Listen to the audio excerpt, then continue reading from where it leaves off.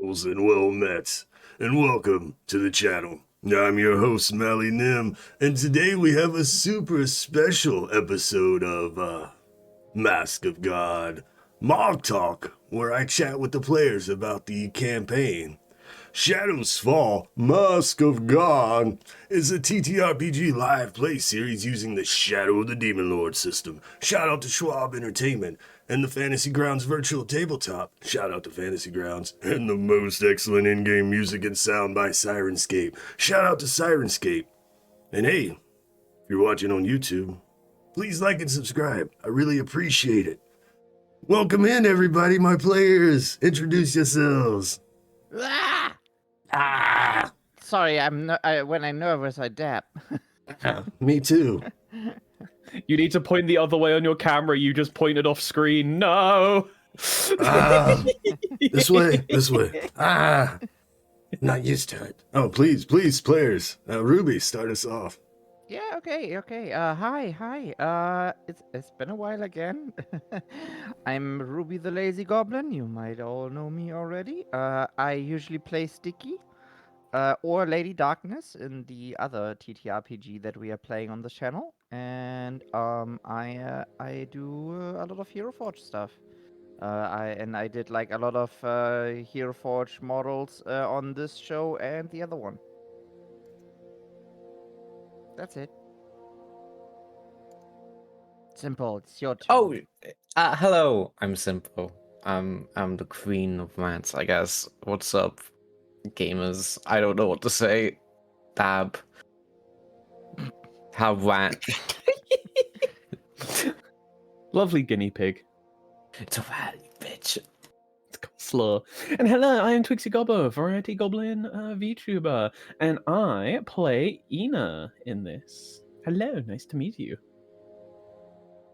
So good to see you all. But hey, yeah, special episode. And I even though, what's up, Max? Welcome in. Even though I am prepared, I'm not prepared. I'm nervous as shit right now. So, what were we doing? Let's see. Yeah. Okay, yeah. Let's change the music. Where do we go now? Where do we go Where now? do we go now? So this is our second campaign, players, and we've gotten through 11 episodes so far. Gesundheit.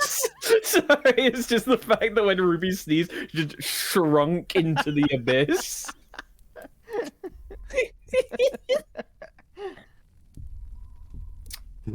Okay, bring it up for episode 12. Let's go. Bring it up for episode 12. Yay. Come on. When? Huh? In 2 weeks. 2 weeks. 2 weeks. 2 weeks. So, yeah. Let's just get started with the quick question for everyone to answer. So, 11 sessions, Shadows Fall, Mask of God, the TTRPG live play using the Shadow of the Demon Lord system. So, players, starting with you, Ruby, what's your, quick thoughts on the campaign itself? And if someone asked you about the campaign, what would you tell them? Oh boy.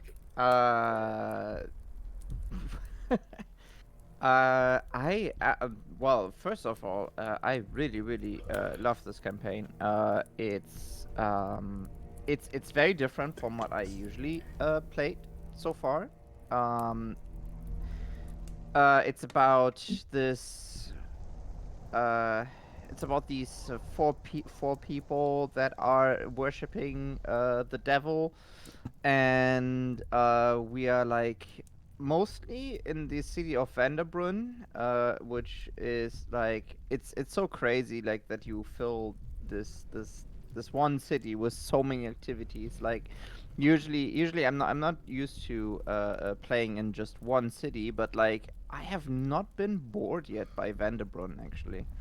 So yeah, and it's also a streamed game, so anyone can check it out on YouTube or on Twitch if we play live. And yeah, most of us are always a little bit EP because the game is always very early for us. Speak for yourself over there in Germany land. Here it's 5 in the fucking morning. and okay, and what I can say is, fuck yeah, I finally got to play my prostitute. Fuck yeah. Always wanted to see you play a prostitute. But yeah, like I guess we will go into detail later. So like, but yeah, it's a really enjoyable campaign. I'm always hyped to play it, and it's very narrative driven. That is for sure, and that's what I really like that about this campaign. And you one thing I really like is that you respect your players and stuff, and your own world, and you don't go for just a random table and a white sheet of paper, and you don't draw on it and stuff, and you don't have dancing alligators in the intro screen. I wasn't expecting this much shade to be thrown today, but Oh, yeah. I just hope someone will watch this. Well, all I can say is thank you, Ruby, and I try my best. You definitely do. I know, Simple, it's time to put you on the spot. Quick thoughts on the campaign. If someone said, hey, what's that game you play, what would you tell them? It's alright. I'm sorry. So how would you describe this epic adventure? It's pretty aight, you know? It's alright, you know? It's fun, I guess. No? I like being a little weird Fargo type character. And that's really it. I don't know. I'm really sorry, I can't go that deep into my thoughts. I don't know. It's okay. And real quick, thanks Z for the subscription, and thanks Eldridge Oblivion. Look at that, 14 and 12 months. 3 goblins and a goblin in a flesh suit. Pretty metal. That is metal. And we have a hype train as well. No need for that. Twixie, it's your turn. Everything I just asked them. Okay, so what I think is that if you have an Amazon Prime... Are you Uzi? Hey, Uzi copied me, alright. They took my thing. Oh, okay. You're oozing right now. I am oozing malice towards them for stealing my propaganda. Twisting my words. No, but I am very much enjoying this simply because, like, I feel that we sort of had a very different idea of what this was going to be when we started out, and it's just steadily just become this. Like, we were like so focused on, yes, we are under the we are under Diabolus. We are like evil cultists. We are going to sacrifice people, and there are these like vampire families and a brothel and a cool tavern where we're going to have our thing in the bob. And then we just blew that up. I don't think we've sacrificed anyone in like 8 episodes or whatnot, and like, you know, they've come back as like fucking mechas at this point and God knows what. And it's like my character has completely changed. Like, my original idea is absolutely nothing close to what this was, and now it's just gotten to the point of where my entire philosophy around my character is, how many dice can I possibly roll in one turn? And that's it. That's all that I've decided to try and make. And the fact that you enable this and even just come into my DMs like randomly in the middle of the week and you're just like, oh, hey, I found this. You should take a look. Yeah. And the other players don't know yet, I don't think, the additional bits. So all I know is that I'm going to keep very far away from your character. But we're friends. No. Just go away. I'm basically just the Godzilla equivalent of a goblin. Also, my camera's frozen. God damn it. I see You, that. you just get this now. Hi. Oh, this way. Okay. I mean, that looks lovely. I love Wi-Fi in my room. But yeah, no, I have been very, very much enjoying it. I think this has been my favorite campaign that I have been part of so far. Like, very much even more than Tears at this point. Oh yeah, it's definitely up there with my favorite campaigns as well. Actually. Awesome. If we ever play another campaign, I implore one of you to not make me pick like a noble or royal character, because I'm pretty sure that 80% of all of my characters have now been that, so... It's because you're British, isn't it? Yeah, you're posh by default. Yes, I love the monarchy, isn't it just splendid? Cream teas for everyone! No. So actually, now that we all said our opinion, what about your opinion, Mally? Like, also, like, what did you thought when we started the campaign, and like, what do you think about like how it is going now? Oh, that is a most excellent question, Ruby. I'm so glad you asked.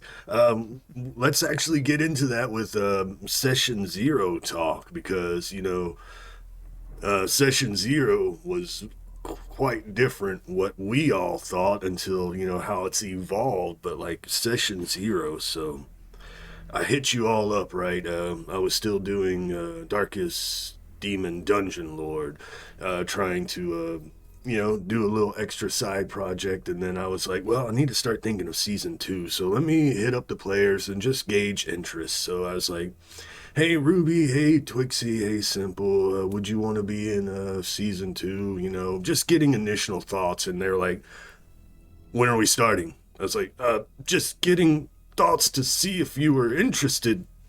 When are we starting? Give me time. And so that was really excellent how excited you all were for Season 2. So I was like, hey, I watched Twixie playing Cult of the Lamb, sacrificing her followers and shit. I'm like, hey, we were fighting cultists in Tears of Heaven. How about we do a darker theme and like be part of a cult of the devil, and sacrifice people like a love letter to the satanic panic of the 80s. Be like, yeah, you thought your kids were in the basement playing freaking D&D and sacrificing people. No, they were going out on grand adventures. But if that's what you think they're doing, that's what we're doing here. We're sacrificing people. So my thought was some kind of like Dexter type thing, bad guys, but killing bad guys, finding bad guys and stuff. That was the initial plan. But as all of my initial plans start, they evolve into completely different things. So that's how it started, and now we've evolved. And I love the way it's evolved. Love the way everything's been going. The dream of 1980s helicopter parents really do come true. But yeah, It's a self-fulfilling prophecy, actually. Right. And then what's after? Any Session Zero talk from you all? I can't remember much else. I mean, like, I remember that I came up with the character concept still when Tears was like in the middle of it, I think. Like, I didn't have a name for her yet, but I knew that I want to play a Goblin rogue, and she has to be like a very, very lewd character, because Ginkgo was basically like kind of asexual, like, in a way. So like I wanted to have like something where I could like totally let loose and like have this Goblin prostitute who would get like fucked every session or something, literally. So yeah, and I also wanted to be cool, like in battle and stuff, and rogues are really, really cool in this system. So yeah, that was Agreed. basically my concept for that character. And I mean, I had made her like again, very early, like even before Face Customizer came out in Hero Forge, and basically like what you see now is like the end version of her basically. I even changed her up a little bit, like but like this is one of the earliest models I still have in my folders. So yeah, I was just extremely happy with the design back then, and I'm still am. Like I try to I try to make it different, like give her a different outfit at some point, but like I don't know, it just like this outfit and everything, this look, it's just perfect for her. Like I cannot So make anything else. so iconic. Yeah, it's absolutely like, and I love this goblin. She's amazing. I would not hang out with her, but like I love playing her. I love being her. She's really cool. I would drop a few cold crowns on that goblin. What about you? That was a good segue. I was gonna ask about talking about your character ideas and concepts and stuff. Simple. Tell us about GiGi, and please pronounce the name because I will never try again. GiGi is a character I made because I was reading at the time Gideon the Ninth. If you don't know, Gideon the Ninth is a book about lesbian necromancers. So I was pretty much just reading a book about necromancers. And I was like, I want to play the necromancer. And you can fuck, I forgot the Shadow of the Demon Lord. Yeah, you can use the necromancer tradition. So I thought it'd be funny to play as necromancer.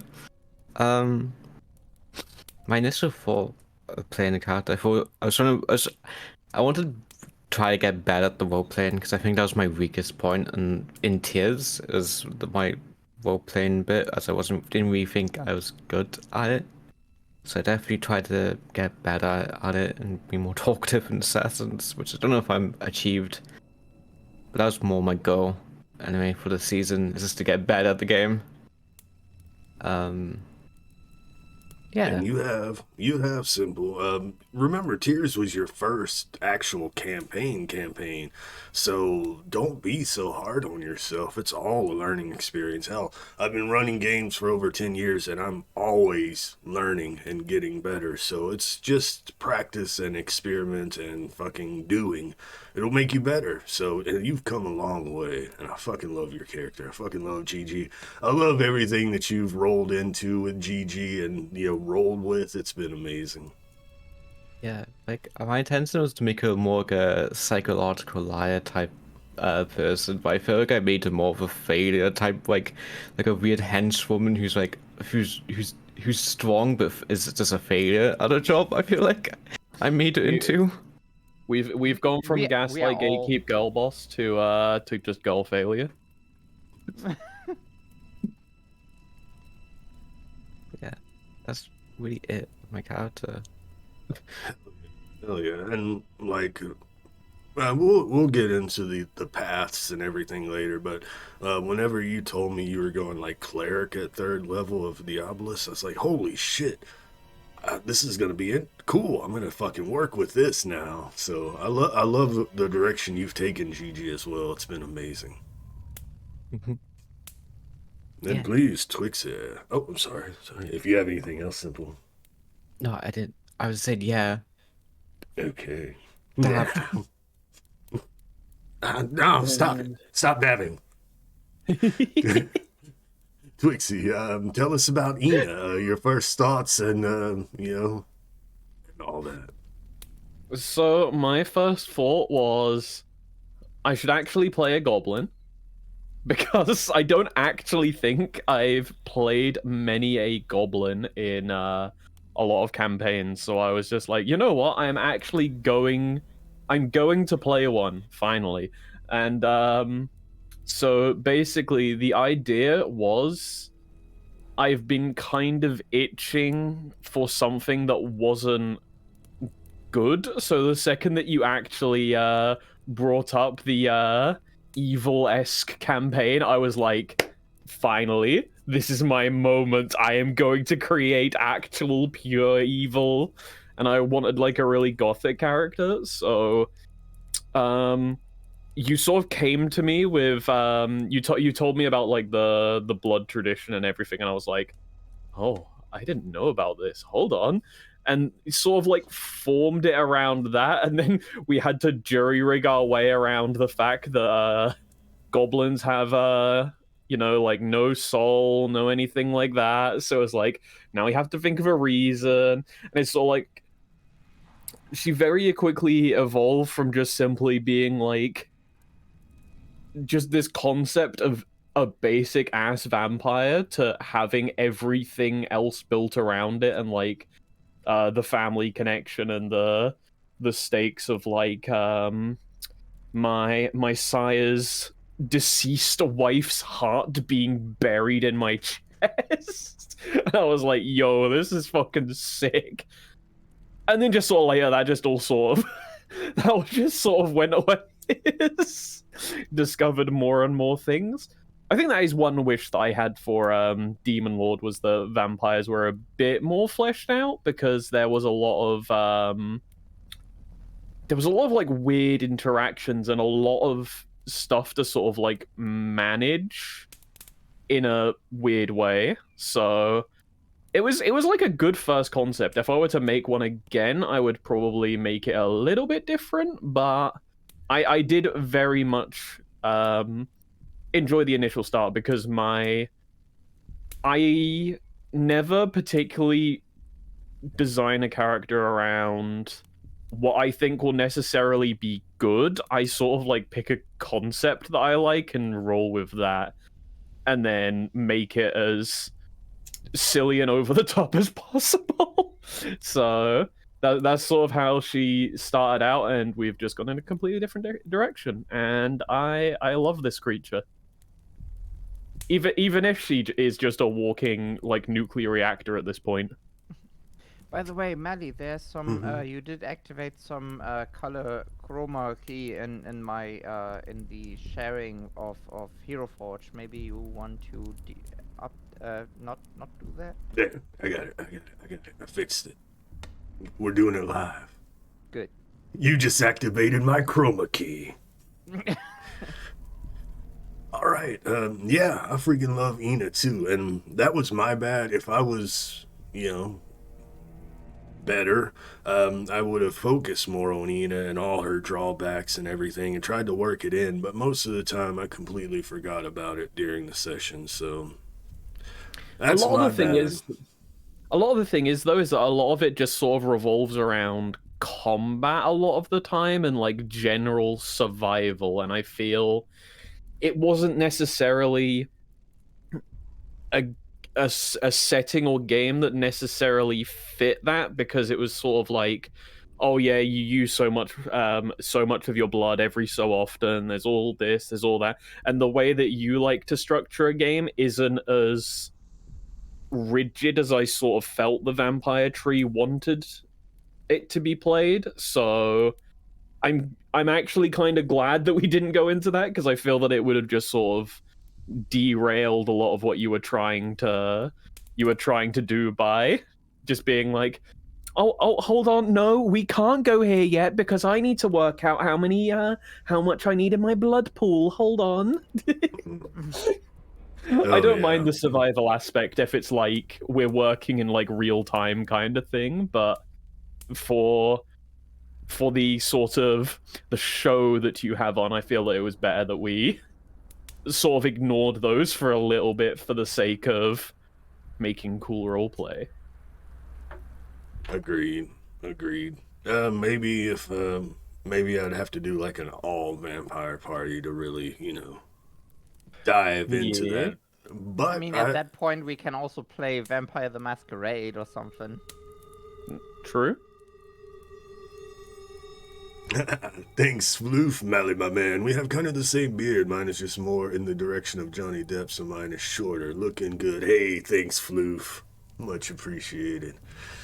And then I do my nervous tick. Let's see. So, yeah. I still like the fact that for how, dark your theme is, and how Dark, the games that you run and whatnot, you still have like the softest face imaginable, and then you have like is that Chrono Trigger in the background? Yes, I put up my little Chrono Trigger blanket so I could show it off. You have your little Chrono Trigger blankie in the background, and you look so smooth. It's just like I cleaned up. That just shows that Mally is not just one, like one thing. Just Mally is complex. That's the word. And first time chatter Possum Oakwood. Love Hey, the Possum, name. Hi. Chrono Trigger mentioned. Hey, Hell yeah. Possum. Welcome. Someone saw it. Someone noticed me. Chrono Trigger. Yeah, It makes me wonder sometimes how long those people like sit in chat, and it's just like all of a sudden just like, they said it, they said the thing, they said the word to awaken me. And welcome in, Anax. And if I didn't say so earlier, Rainer, welcome in. Sorry. Quite complex. Strokes beer complex. Okay, oh, she disappeared. She's going to the pate. But yeah, I was going to mention some more stuff about Twixie while we were talking about her character. In Shadow of the Demon Lord, vampires are usually restricted to just humans. Thank you, Anax. But, Twixie wanted to be a vampire goblin, so it could have just been like, yeah, you do it. But I like the way she incorporated the science and the getting her father to do some surgery and implant her father's wife's heart and doing science and magic and stuff to make her a vampire. And then that made it uncontrollable because, we'll get into future stuff, talking about that. It made me come up with new ways and ideas to take her character using this not so, normal situation. So, yeah. Oh, and I want to show off my book, God's Goals Growing and Glowing. And, we used to have put a apostrophe in the Shadows Fall. But, Ruby, you removed that on the first, promo for MoG, and I'm like, yeah, it's a little much, so we'll just drop the apostrophe. Whose shadows is it? That looks really cool. You could have sent it to me. I could have worked it in or something. Oh no. Sure. Yeah, it makes things complicated. I was trying to be too smart for my own good, or trying to be. No, don't. This whole show is like a collaborative effort, so. Hell yeah, and freaking love everything that y'all have brought to the table. It's been amazing. So we've talked about your characters and stuff. Faye is out today. Sorry, I didn't mention Faye, my wife. She had surgery on Thursday, so she's in the next room sleeping right now. She created Bastet. We'll go over Bastet because she loves, cats. Perfect. And she had an idea, her parents were killed by witch hunters. Some bitch from her hamlet kind of tipped off that, hey, this family over here are a little weird. I think I saw one of their kids turn into a cat or something, and so witch hunters burned her home, and she left, and her whole goal was revenge, so she got into dark magic and worshiping the devil and such. So that's how Bastet came about. And then she was more into thieving, so when she hit level 3, she went thief. I miss Bastet. And then she died. She was great. Yeah. Whip. Rest in peace. Yeah, Bastet was great. I love what you did with her.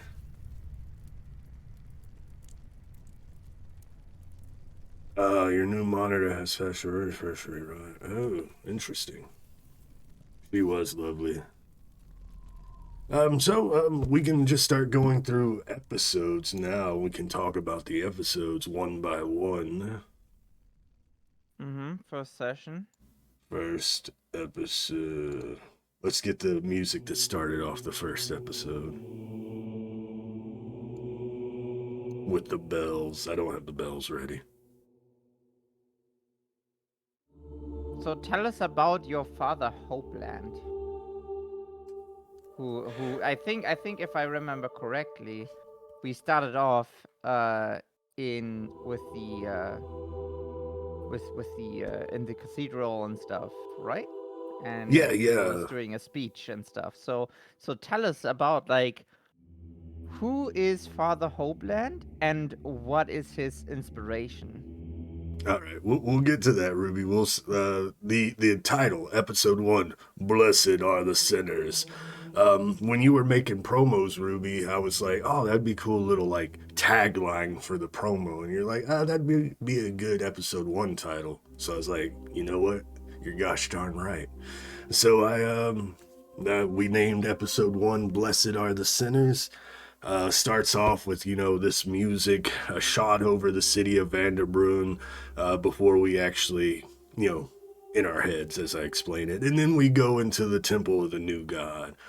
And we get like the Sunday Mass, and we get to see the players with their mask of God on in their temple service as, Father Hopeland, who is the head of the Temple of the New God in Vanderbrunn at that time. I wanted a religious figure, right? And did I give you a I don't think you sketch? did. No. No, don't- you did give me a sketch. You did give me a sketch, but like I just realized I did not color in the ears for some reason. How weird. Oh, It's no. fine. It works for him. It works for him. Part of Yeah. the It's all that dandruff, coming from Yeah. his. Yeah, but yeah, but you gave me a little bit of a sketch and like a very very short description, but you didn't say like who you actually had in mind for this guy. So yeah, I wanted to base him off like one of those crazy televangelists.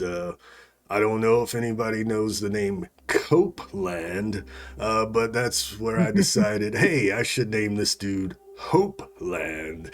And so that's how Father Hopeland came about. So I sent Ruby the sketch, kind of a little bit looking like Copeland. And then this is what Ruby sent back. And I'm like, hey, that's fucking perfect. I'll work with it, still use the voice. So yes, Lady Lilith, it is me, Mally. And so I was like, I wanted to give him a good voice too, one of those evangelist voice. So I was like, okay, Father Hopeland. I love the voice that you are doing for him. Also, I wish we could have done more with the character a little bit more. I hope he gets like more in the story. Honestly, like I don't know, some kind of revenge or whatever. Hopeland's revenge. Hopeland's You revenge. know, We already had core. I don't want another one.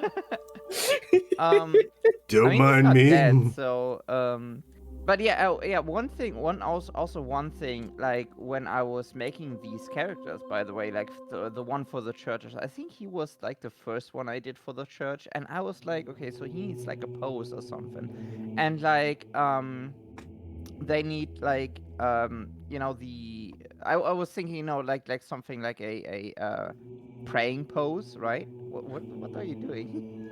I I was was resting stabbing my him in head the on her head with my bosom. spikes. Oh, I was resting my head on your bosom.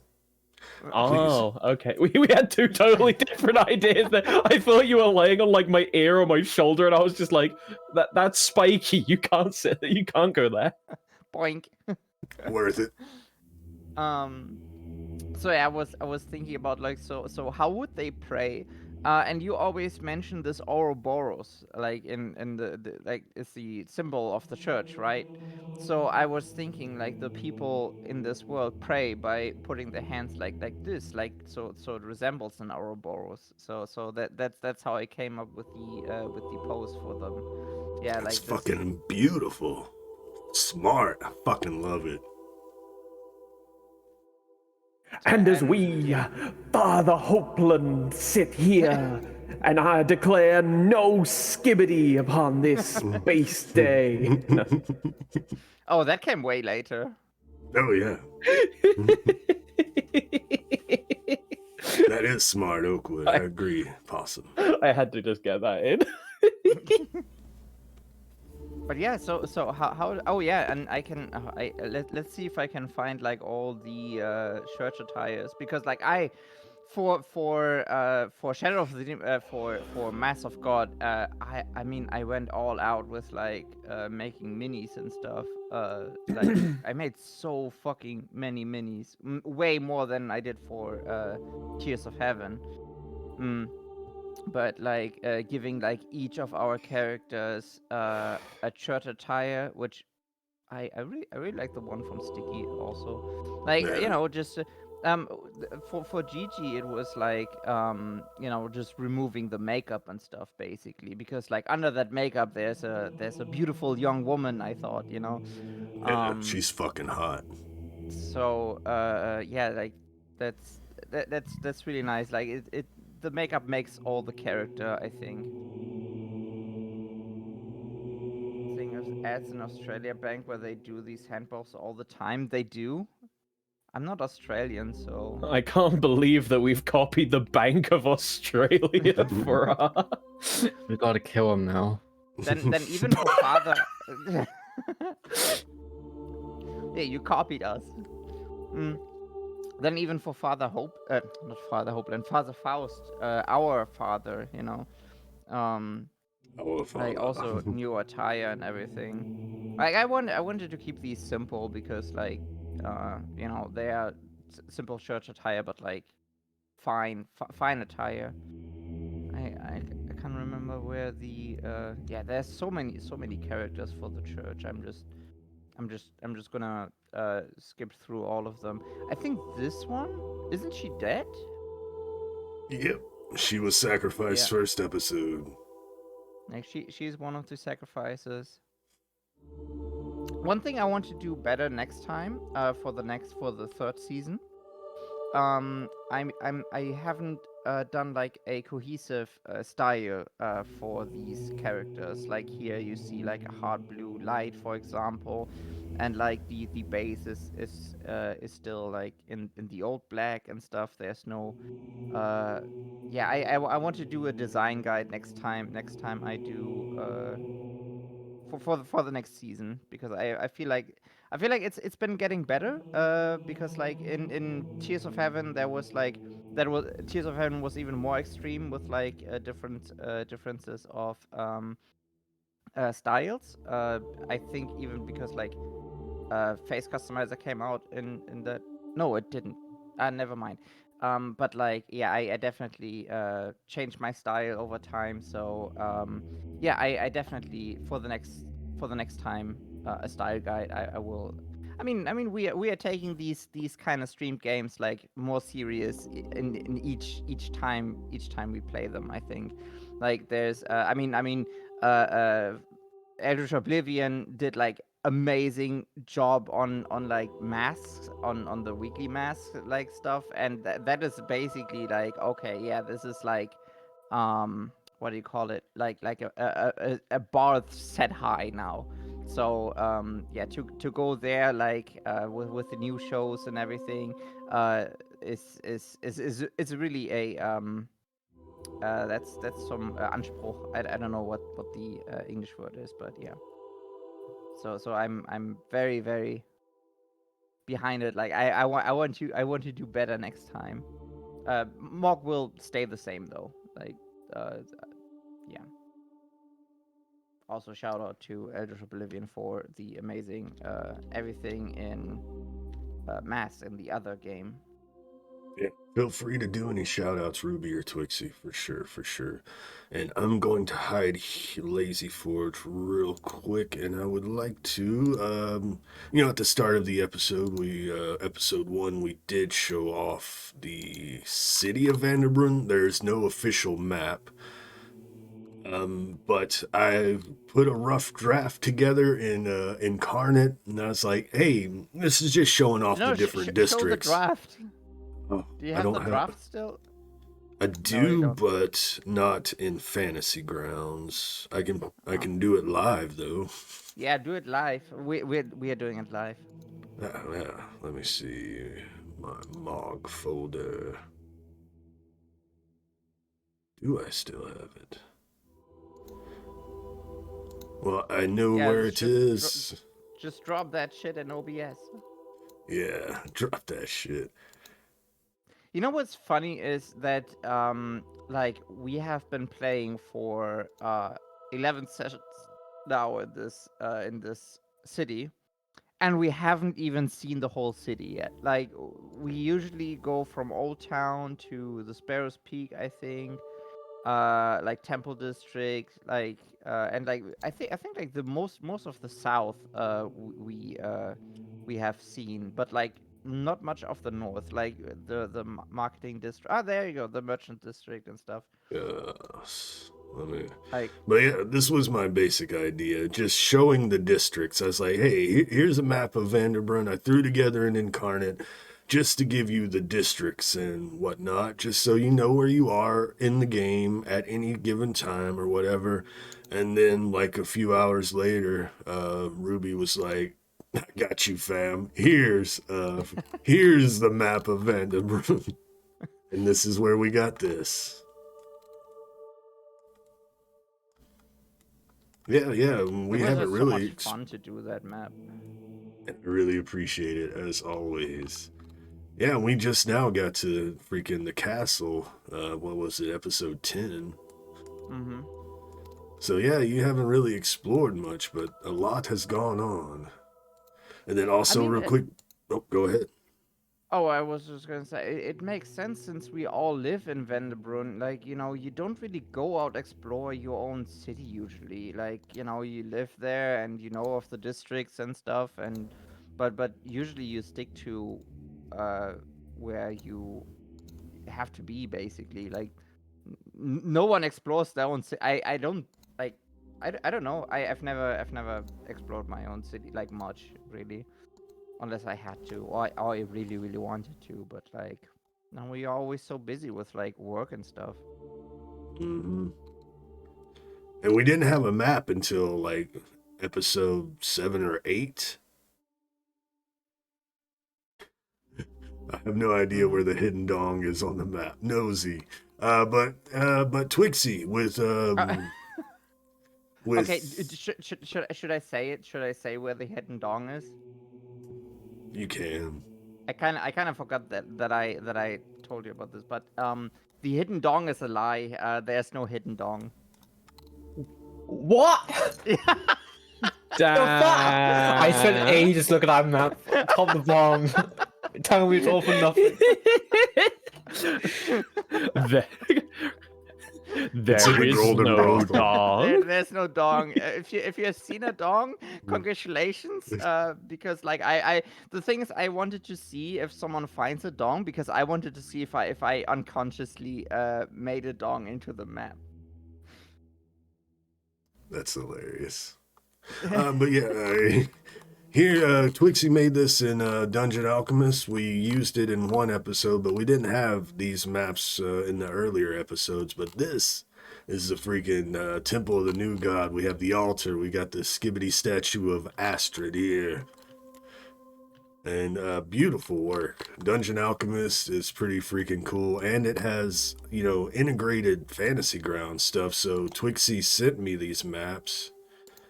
And I didn't have to build walls or anything. Where's the unlocked? So all the stuff, all the walls and shit are already put in for the line of sight, the doors and everything when she made them in Dungeon Alchemist. So that's really freaking cool. The lighting, where is it? The different lights. is really cool. I have Dungeon Alchemist as well now, and I need to get familiar with it. But we can make maps together now. Let's make maps For together, free. Making baby. maps with Ruby. Not yeah. All right, let me do this. That'd be and- sick. Oh, and there. All right, Hero Forge is back up. Let me change to the this actual was, church Ina's music. church outfit. She has the door on. No dong all along. Thought it was Michael Jackson for a second. I'm trying to find the. Oh yeah, there's Sticky's church outfit as well. This one was also like for Sticky. I imagine like there's also like very minimalistic makeup and stuff. She looks so different, so innocent. But like I wanted her to be a little bit of a like already acting stuff, you know. So like getting into theater and stuff was a really good choice for her, I think. Hell yeah. So Pronouns yeah, are hee yeah. That's hilarious, Goob. And yeah, Nax, I saw Dungeon Alchemist a long time ago, and I threw it on my Steam wish list. I was like, it looks cool. I might get around to doing it. And then Twixie got it and started making maps and said, hey, look, Fantasy Grounds and implementation. I was like, oh shit, I should have freaking got this a long time ago. But hey, now Twixie can do the work for me. How dare you? Yeah, just outsource everything. I mean, if that's a good thing, like about having these dedicated players, you know, like it's a group effort, and I think that's really nice. Like everything comes together. You provide us with a good story. You respect our characters a lot and stuff. So like having that, yeah, exactly. so having all of that and just you know, we just love making stuff for the show, I think. Yeah. So yeah, we're still on episode 1. We're still at like the first scene. We get an idea of the characters and how they are in the temple, their mannerisms and such. And going back to session 0 and planning for session 1, I was like, yeah. You worship Diabolus, the Lord of the Seven Flames, which is never really explained in the Demon Lord lore, but I just assumed the Seven Flames meant the 7 sins. So I was like, hey, why aren't you like, how about you are like taking bad guys but making them worse, stoking the fires or marinating their souls, and then once they're nice and ripe, then you sacrifice them, send them to hell for Diabolus to cleanse their soul by eating their corruption. And yeah, that'd be cool. That was the initial idea, and I had assumed that we would probably do a few episodes where they were corrupting other targets, but as with tears and my first initial thought, shit just evolved as we went on. So next up, this is yours and Bastet's corruption target, correct? Yes. And also, I find it really funny. Technically, like in the first session, I think we were, yeah. What Trixie said before also is that we tried to play like very evil and stuff. You know, we were really much eviler characters in the first session, I think, than we are now. Now it's more like, because like we as a group, we did fail a lot of things at first, and I loved it. Like I loved how much we failed and how technically little consequences it had. Like it was all more lighthearted. Like I love consequences, but it wasn't like, oh, you get like put into prison, and now it's like, oh, you have to do something that you don't want to do or whatever. It was more like, oh fuck, we basically fucked up, and we are just like henchmen for a bigger group and stuff, and like we are just the fuck ups. And it was so nice the early episodes, like how much we fucked up. And there's like someone overdoses on pixie dust and stuff. It was just the perfect shit show, I think. Now we came up up on top, like, from all of this. Now we are like from the failures. Now we are like expert planners and stuff. I love how all this like how natural it all felt, like, over the episodes. But yeah, this is the target that we first had, like Bastet and I. A cat hating cook. I think, what was his backstory? It was like he's a rival cook or someone. I think back then I was having like the Plankton Mr. Krabs relationship kind of thing, like as an inspiration, I think.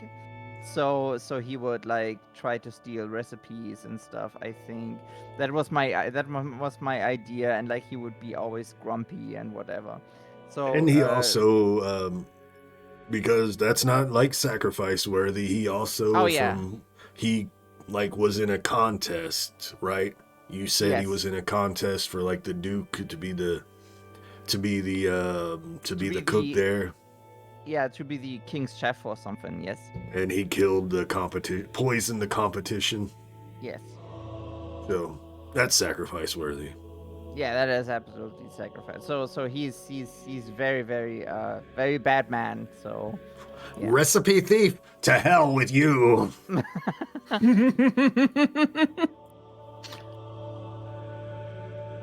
Yeah. So yeah, and he's a churchgoer too. So we get to see the your targets for sacrifice. Simple and Twixie's target, Favina, was a ex witch hunter or inquisitor, I believe, and burned a lot of innocent people and loved it. So she had to go. Yeah, I don't actually remember too much about her, to be quite fair. To be same, to be honest. I don't remember shit, to be honest. Yeah, She was yeah. very very fast dealt with, I think. Didn't we like employ some homeless dude? Yes. Yeah, Mhm. we got to kill a homeless dude, Yeah. and then we just led her to her death. Then But like, Yeah. the first episode, we were all still finding our groove with the characters and everything. So Mhm. yeah, it was it was, and like it was such a different game from Tears of Heaven. So like I think we all needed to find our characters first. And like I would ask for doing things differently, probably.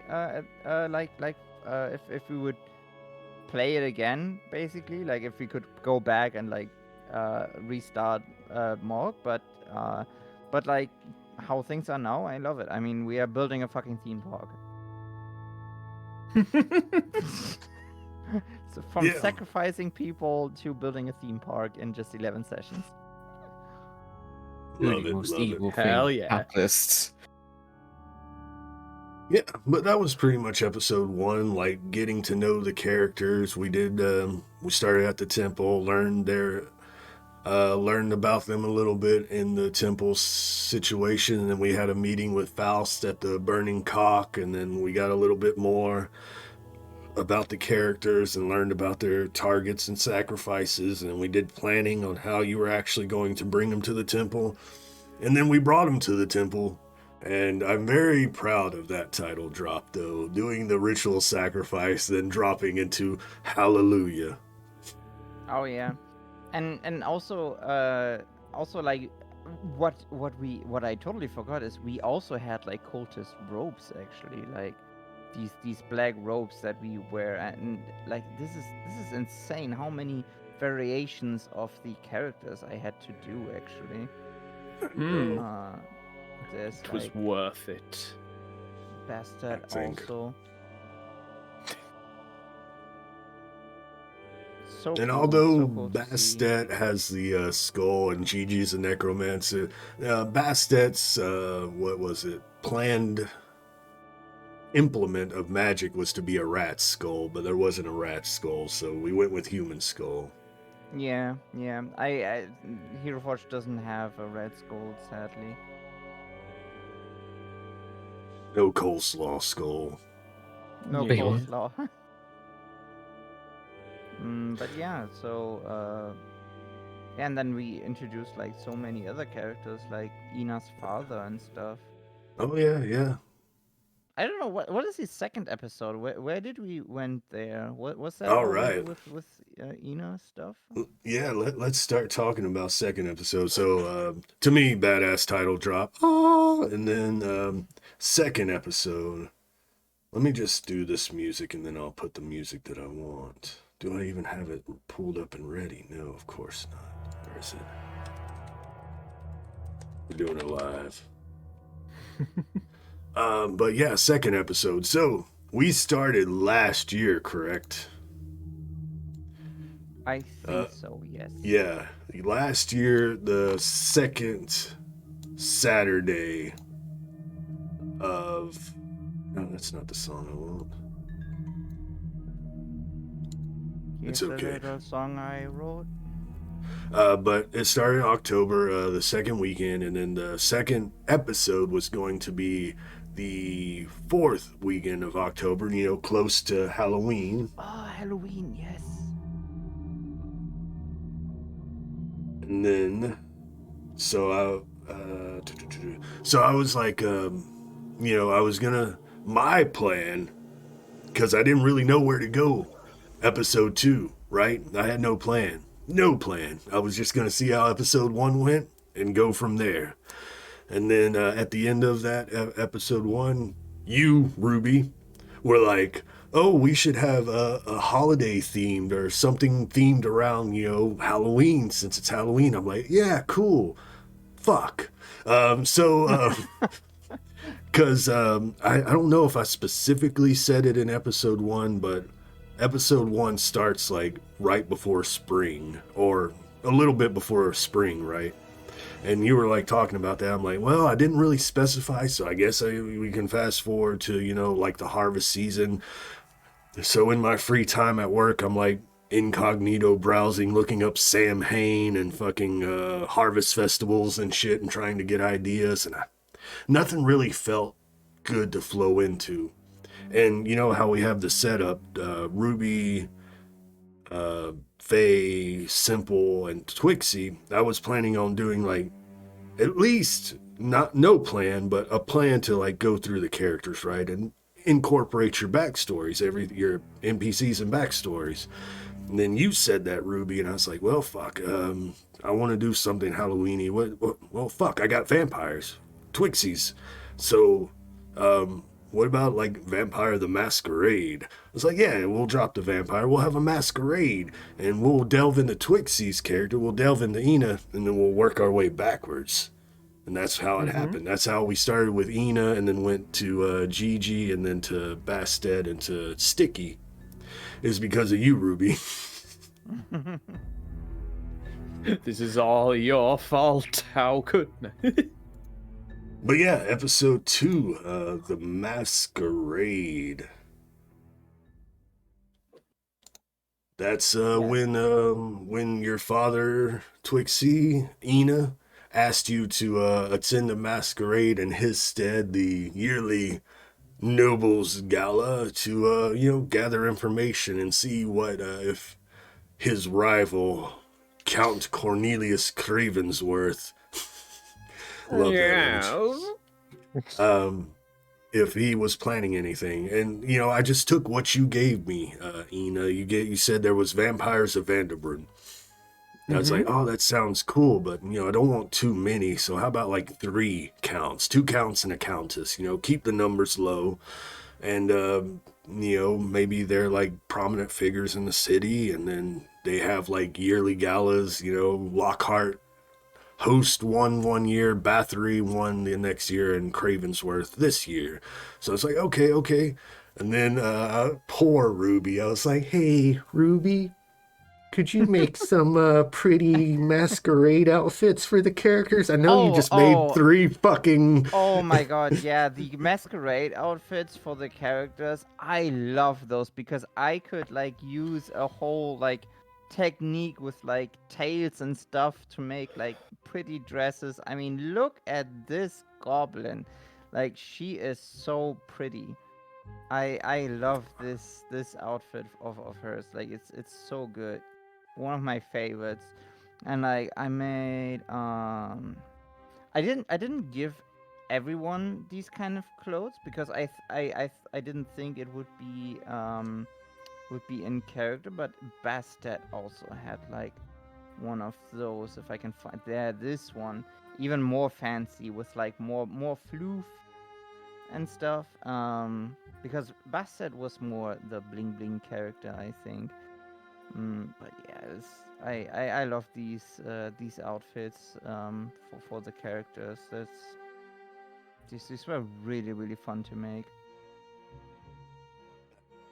You were stressed out. You were like, why are you doing this to me, Mally? But then you fucking knocked it out of the park. Yeah, I had a lot of stuff at the time going on, I think. So, and then we have like GiGi also without makeup again, but like this was more like a I wanted to do a combination of the style that she usually is going for, but like with the not with the necromancer paintings and stuff. So yeah, still trying to look noble. Bathroom. Oh my god, Trixie, what's up? And where's Eena? Eena also has like a nice, pretty vampire. I think. Oh, I think. I'm not really sure. Is it the bottom left? Oh no, Yeah. this one. Yeah. For Eena, it was really difficult actually, because I thought Eena was already like dressing up fancy, so like having her like getting a more fancy outfit than she already has was like, so how the fuck do I do this? And then I was like, okay, so what if I go more into the vampire flavor? So like having her like a little bit of a like really like bad guy vibe with the outfit, like trying to do like, you know, okay, so what if Strahd as a girl, but and also Goblin, you know, like so this is what I came up with then, like a little bit of cape and stuff, but yeah. And also the colors here, like everything a little bit more bloody and evil, and yeah. So this was the old Eena in her vampire masquerade dress. Oh yeah, and I can never thank you enough, Ruby. You have made these streams beautiful with your art. I just love doing it. Force Femme Goblin Strahd, I see. Yes. So, not too much to talk about. Well, I mean, there's plenty to talk about. Let's see. Her father... I didn't rewatch these, so I'm just going off of memory and stuff. I do have my notes. I should look at my notes. But your father, like, asked you to attend this ball. And then what else? Was there anything else? There was the whole, like, labyrinth and stuff. Yeah, there was the maze, but it was to find out. It was to find out about the vampire families, wasn't it? Oh fuck! How could I forget? Wasn't there also? Oh no, that was later. But yeah. The fucking first appearance of MoG in MoG. The second, everyone hydrate. The second scene. The one, the only. Finger nipples. Oh my god, finger nipples. The return of finger nipples. Mr. Nips. Mr. Nips. Yep, he had the cleanup. He was originally just going to be a cleaner, right? He was going to clean up like I don't know if you know the show Showtime. I've only watched a few episodes a few years back. Ray Donovan. That's a no, but he was like a cleaner. He would come up and take care of crime scenes and stuff for like bad guys. So I was like, hey, that would be fun for finger nipples. He can come in and clean up your sacrifices and stuff. So that was his initial idea. So we get the finger nipple scene of him coming in, stripping naked and cleaning the freaking sacrifice chamber to some violin music. And then you get showed around the sanctum, which I guess I can show that as well. But yeah, finger nipples, recurring character, made him 2 years ago on stream, just showing off Shadow of the Demon Lord and character creation. One of my followers by the name of Grumpy Bees drew a sketch after I had rolled them up, and I was given the finger guns with the nipples. I was like, oh my gosh, I'm going to have to bring this character into my off stream. This was before I was streaming TTRPGs. The second session that I streamed for that I ran for Ruby and Twixie, I introduced finger nipples, and he's been a mainstay in all the campaigns since. Yeah, he's your mascot. Never lose him. He's wonderful. And like, I'm so fucking proud of these nipples. Look at them. Oh my god, they're so good. Nose or tails, just wait until the kit bashing comes in. Actually, Oh boy. I can say like this is probably the final model of him. Oh. Yeah. I mean, depending on like how kit bashing evolves, but this is probably the final model. But like I'm so fucking proud of this model. Oh. The fucking nips, they are perfect, and like I love that Hero Forge has like updated the fingers so that you could actually like point the fingers. Face customizer allows you to close an eye and stuff. So I absolutely this is the best finger nipples model ever. The Best true big finger nipple size primes. nipples. But yeah, Faust, or finger nipple scene, and then I'm going to hide Hero Forge real quick. Because, where is it? Nope, that's the temple. Sanctum of the Sisters. We did not have a map. I just described what the sanctum looked like. And then, would you like me to share this, player? Sorry, I forget to share. I don't know if you want to look at it too. I'm looking at the stream at the moment. It's Gotcha. But yeah, I just described the sanctum underneath the burning cock, and when Twixie got the Dungeon Alchemist going, she created it from her thoughts, and it's pretty much the same as I described. It's not the same as I described it, but this was rest in peace, Sanctum of the Sisters. That still has blood on it. yeah. I mean, honestly, when I saw the sanctum the first time, I was like, oh yeah, this is how it looks like. Yeah, absolutely. Like I could not imagine it anyhow else. Oh, Like, agreed. It's perfect. It's It like is. right out of my head, basically. Yeah, a little meeting room. We got sleeping quarters in case the sisters needed to lay low. Torture chamber, reasons. Also, one thing I think in my head, the bed chambers and the training chamber, or whatever that is. Oh yeah, were training. flipped. Yeah, like the training and the bed in my head were flipped, I think. Same. I'm not disconnected, by the way. I'm just my phone is doing the Transcended. thing again. Don't mind me. You're just resting. You're just resting Yeah. your face.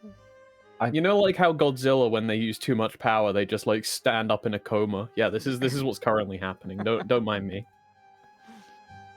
I was pitched the Sanctum like under like the tunnels of like Disneyland type shit in my head.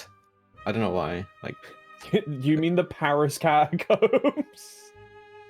not the. That's a good example, but my head was more like the Disneyland fucking tunnels. You gotta look online what they are. That's why I pitched the Sanctum would be like a bit more leaner, I Like guess. Disneyland? Oh, underneath Disneyland is like tunnels to like other different points so like employees can walk without being seen. Without Oh. I don't know why that's just why in my head I pictured what it looked like, how I imagined it to be like dark along like grey tunnels. I don't know. Hey, that's cool. I love when you don't actually have an image and someone describes it, a DM describes it. I love how each player will interpret things differently.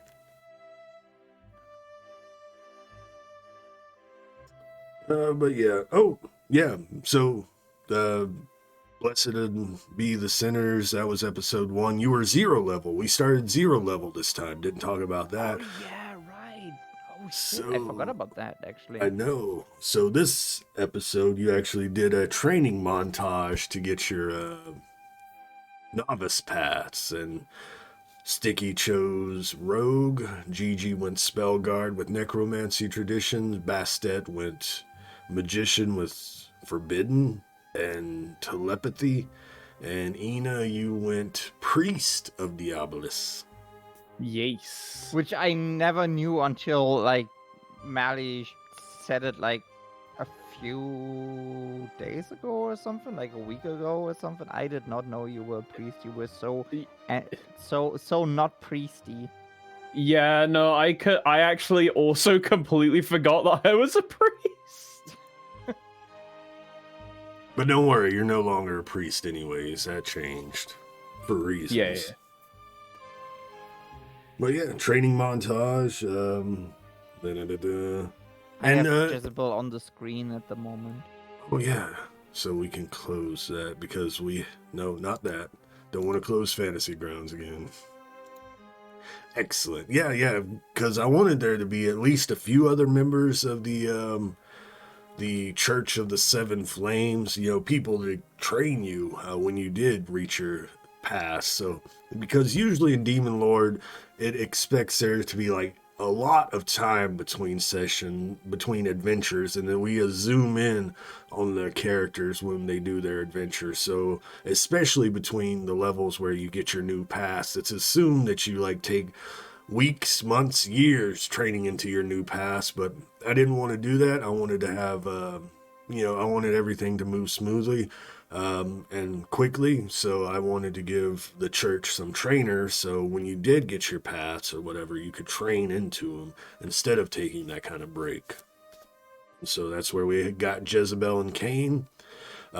Cain, I just took the Jezebel and Cain are biblical names that I just took. A lot of names I take from the Bible for this because reasons. It is appropriate.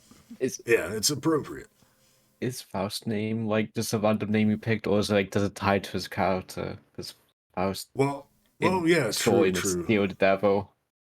Yeah. I got Faust from that. Also, Faust, his image or his idea, with the cane and everything.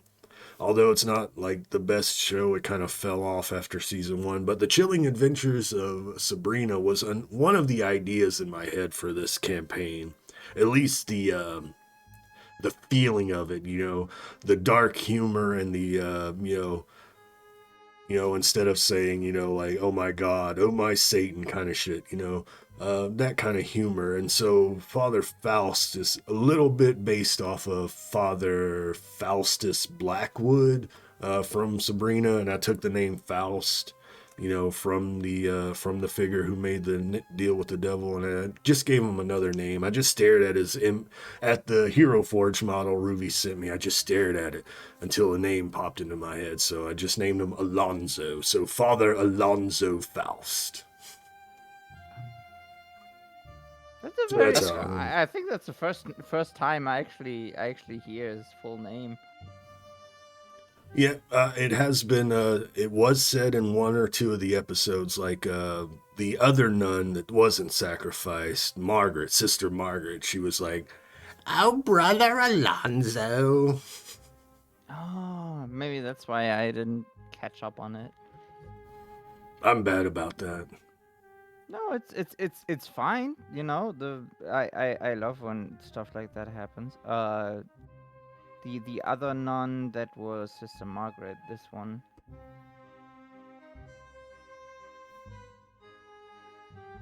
I bet she has like a dark secret or something. What's her last name? Margaret. She doesn't have one. Wasn't. She's not noble enough to have a last name. Sister Margaret Thatcher, my beloved. Oh God, takes the poor. Raina! Raina! Thank you for the Thank you for the subscription, sub. Raina. Much Can you appreciated. hit the fattest dab for that subscription? Probably not. This way, or was it this way? I'm just gonna have to how go- You slowly closed the book and just looked so disappointed.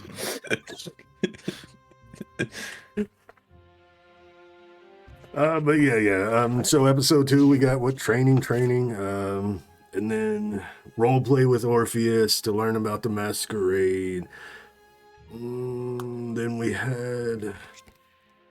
So this episode and the next episode, I was testing new title drops instead of using the ending of the Messiah song, just the drug out hallelujah, and trying to do a more upbeat title drop because I thought episode 1 was just fucking flawless title drop with the drop of the dagger and then the hallelujah. I was like, I don't want to cover that again. Let's make it more upbeat. So this episode and the next one, I tested it until I was like, you know what, fuck it. We're sticking with the ending of Messiah for the title drops for the hallelujah.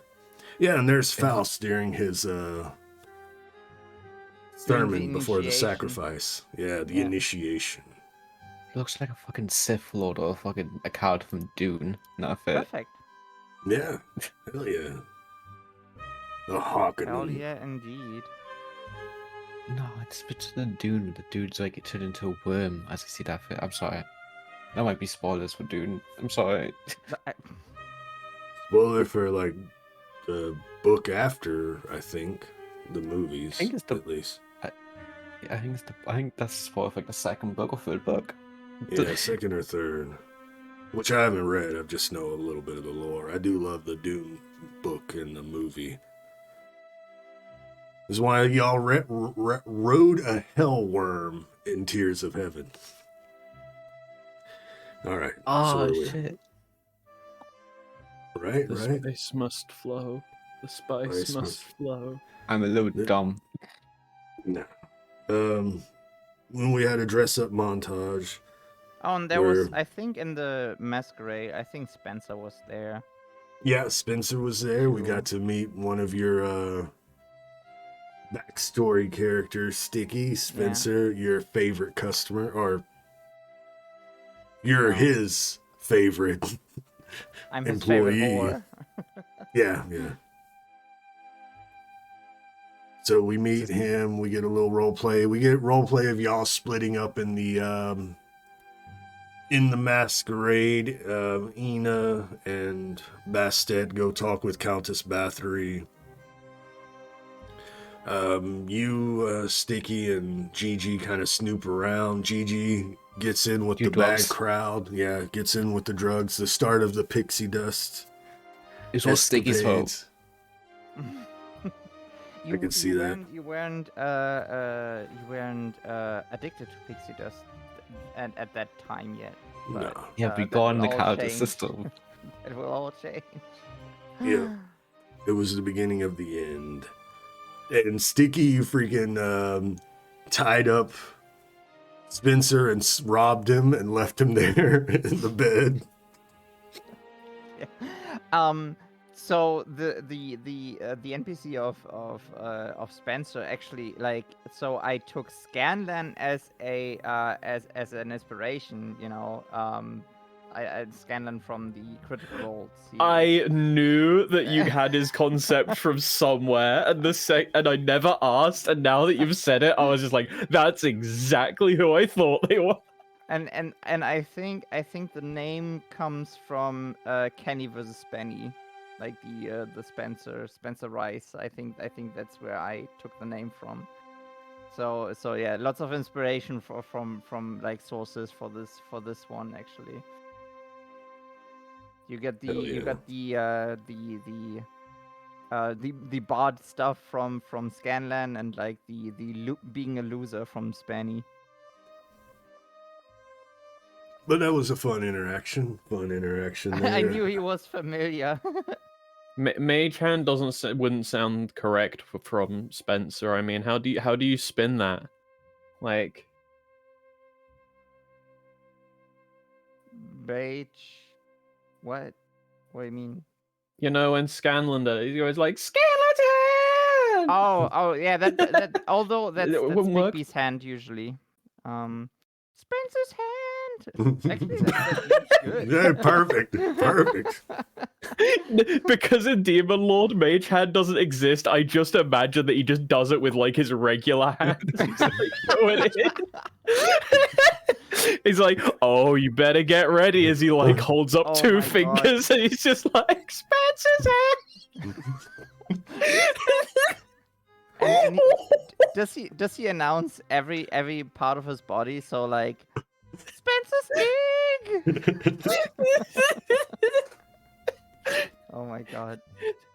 Narrates the whole thing. Going in. Oh. You're making the like he has not shown up like in a while, and I'm happy for it. But like now it's canon. Like that's what you really call come and go, right? Yeah. You have to make it canon. It's canon. Even like 2 episodes ago, right? Oh, we haven't seen Spencer. Oh, absolutely. Yeah, we had a lot. We need to build a fucking theme park, you know. I know. Yeah. Maybe we need to. I don't know how long y'all wanted to stream for. I figured it'd be a shorter one, but hell, we're only on episode 2 and we're at this. Oh, we can move on. Like episode 3. Let's go episode 3. Well. Real quick, we did the masquerade. Then we had a haunted maze where you went through, and there was some fake actors and whatnot, and then there was a real actor, and y'all had to fight a vampire in this maze. And then Orpheus came in. And then Orpheus came in and declared war and flew off with Eena when left y'all there. Yeah, just with Eena, and we are just like, okay, so I get the now? fucking Frosty the Snowman treatment, and everyone else is just looking up as they're just like, you just have to call a cab. I love that. I thought that was hilarious. And then we move on to episode 3. Let's see. Do I have it here? Or is that the next episode? Yeah, it's the next episode. Episode 3, I'm just going to play this song here. But episode 3, Wine and Dine. Not the best title. I worked hard for a while trying to figure out a good one, but it's fine. But this episode, I believe, in my opinion, I start hitting my stride, getting good ideas and stuff. And this is where we start with I want us to play a different song. Sticky's theme, because this is where... that is the moment I heard it, I was like, oh my god, that is so fucking perfect. Like... Yep, we started with a scene for each character, and this music became Sticky's theme. And after episode 2, I had to think about everything that went on. You failed your role, convincing Bathory to ally with you. That Cornelius was against you all, and what's his name declared war. Your father Lockhart. And then also had to think about, stuff. Ruby, Sticky, you left Spencer in the tied up. And then the law, I didn't mention a few episodes, like episode 2, the law were looking into the Favina, missing Favina, because she killed that homeless dude and disappeared. So the law were looking into that. And then they were also looking into Christian Oliver's disappearance because he hadn't opened his shop in a while. So I was like, I need to incorporate that and not just let that disappear. So I was like, okay. I love that you did that. Like it made me like you were giving me like these wonderful like you know idea for the cops, you know, like I think you just said like, you know, make a small cop and a big cop basically. And like I was at the moment I saw your sketches, I was like, oh my god. Like I was like having the idea of like the Money for Nothing music video with these two guys, you know, with the a little bit like more Mario and Luigi kind of guys, you know, and like with the long face and like he's a little bit hunched over and stuff, and like this guy is like, you know, he's obviously the smarter one, you know. So like I was so hyped to do these characters. Like that was so fun to make. And the color palette, you just knocked those out of the park. And then what, Hero Forge showcased those as well, that and the Masquerade Sticky. Oh, did they? Remember, I know you sent a link or something where this one and the Masquerade Sticky were on it, the Hero Forge had. Oh, probably, I think on Twitter or something. Yeah, maybe. It's been a while, but yeah, I absolutely love these characters. They have so much personality. Absolutely. I hope they come back. Right. So we started off with in the brothel. We get you know, the sounds of vigorous workout as a client leaves Sticky's thing, and then we get to meet Goldtooth. And Goldtooth is your there's pimp. A bunch of, by the way, there's a bunch of characters I made for the brothel that have not shown up yet, but it's totally fine because like it's still, you know, like however you know, I gave them to you like in a way of like, you know, however you want to use them. So like you don't have to use them, but like I thought it would be nice to let everyone know that, hey, I actually made like a lot of people for the brothel, but like they have not shown up yet. So maybe there will be more, maybe not, who knows. But yeah, this is Goldtooth. I wanted to make him more like a classic goblin, with like, you know, a little bit more Shadow of the Demon Lord-esque. But like as a pimp, like goblin pimp. That was my direction basically. And he is fabulous. He's very fabulous, and like I think like most of his like either his teeth are yellow or his teeth are gold. Because I also love that Hero Forge lets you do this now, like so I could really like have fun with like, okay, let's just have his teeth like a little bit of gold, and like some of them are yellow and whatnot, not so. Yeah, fucking love it. But yeah, we meet Goldtooth, right? And he's like, hey, you've got the law waiting for an interview, and a disgruntled customer who said you robbed him. Yeah, right.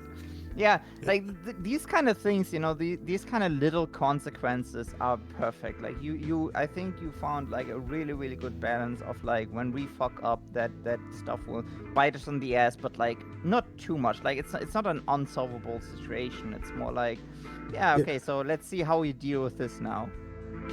Yeah, because I was singing, you know, Spencer, he's like your biggest fanboy, so he's not gonna try to be like, oh, arrest her, she stole my money. No, he's like, hey baby, I there was probably a miscommunication, so I just want to get my money's worth, kind of thing. Yeah.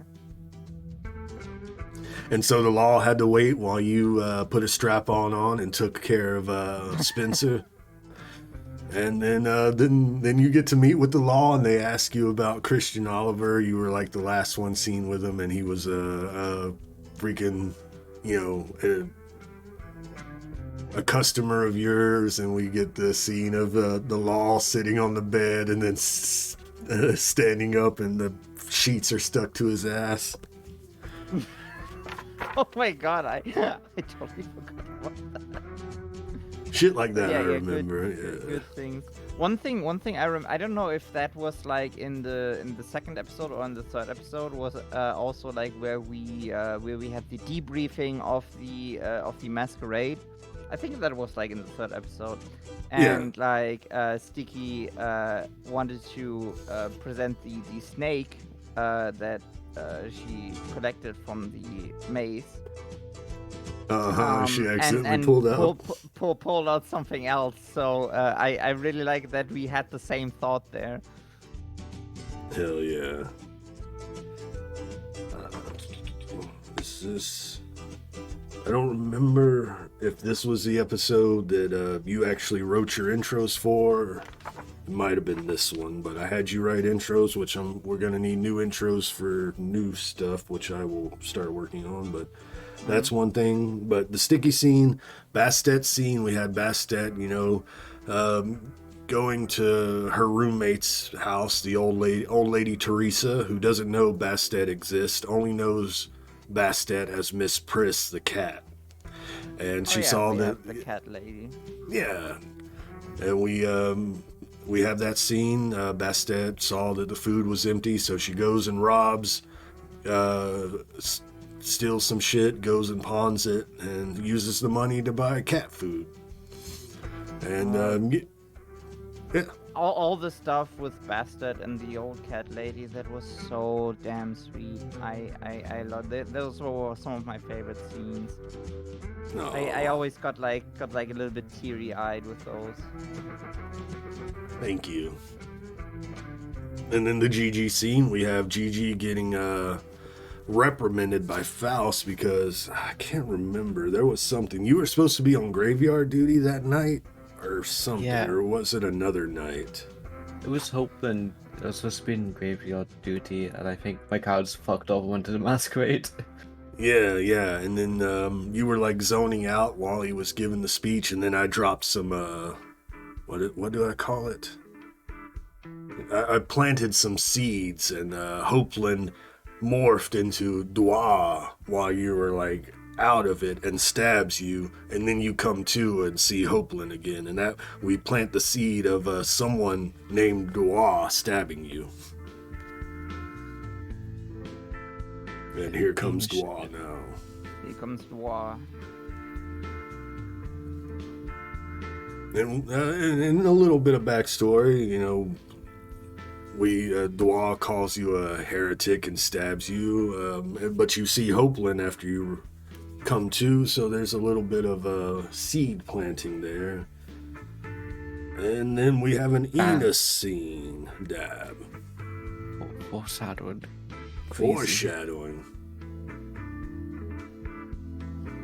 And then the Eena scene. I just have Eena scene written down here. I don't remember what it was, Eena. I'm sorry. I think that's probably talking to your dad about the whole situation. I think so, yeah.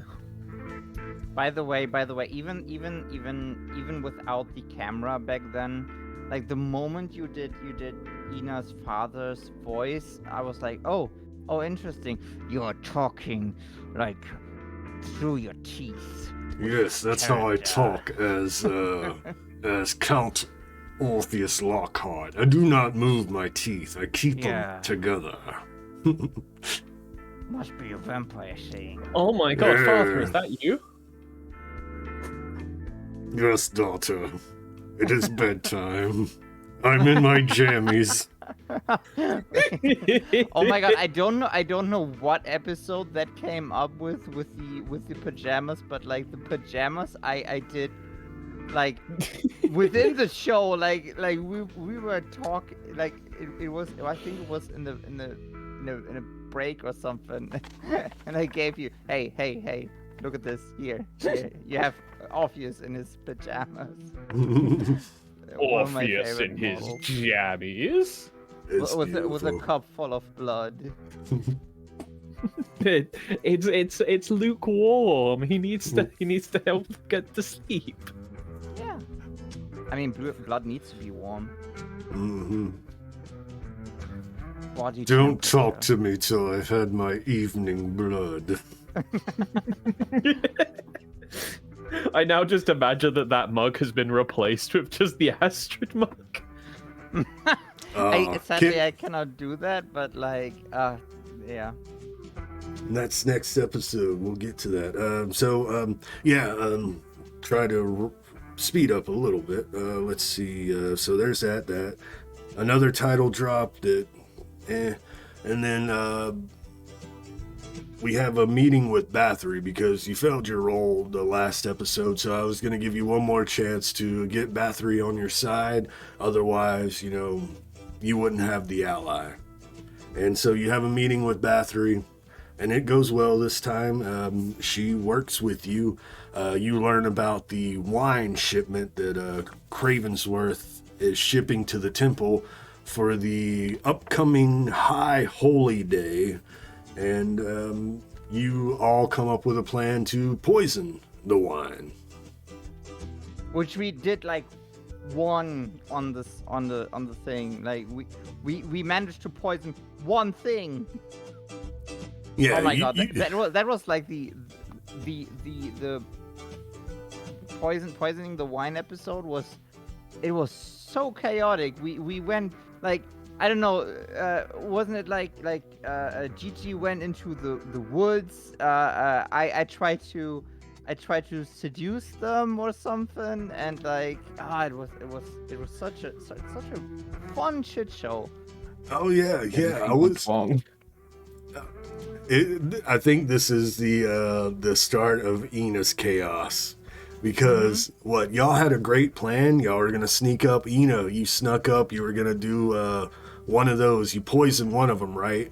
But then there was 2 guards there, and you're like, I'm gonna cast a spell on one of them. I'm like, wait, you got the poison. You're gonna cast a spell? And you're like, yeah. I'm like, well, we're going into combat rounds. Yeah, I was like, why are you doing this? Why don't you just poison more wine and run away? Why do you have to do this? And that was where the chaos began to take hold.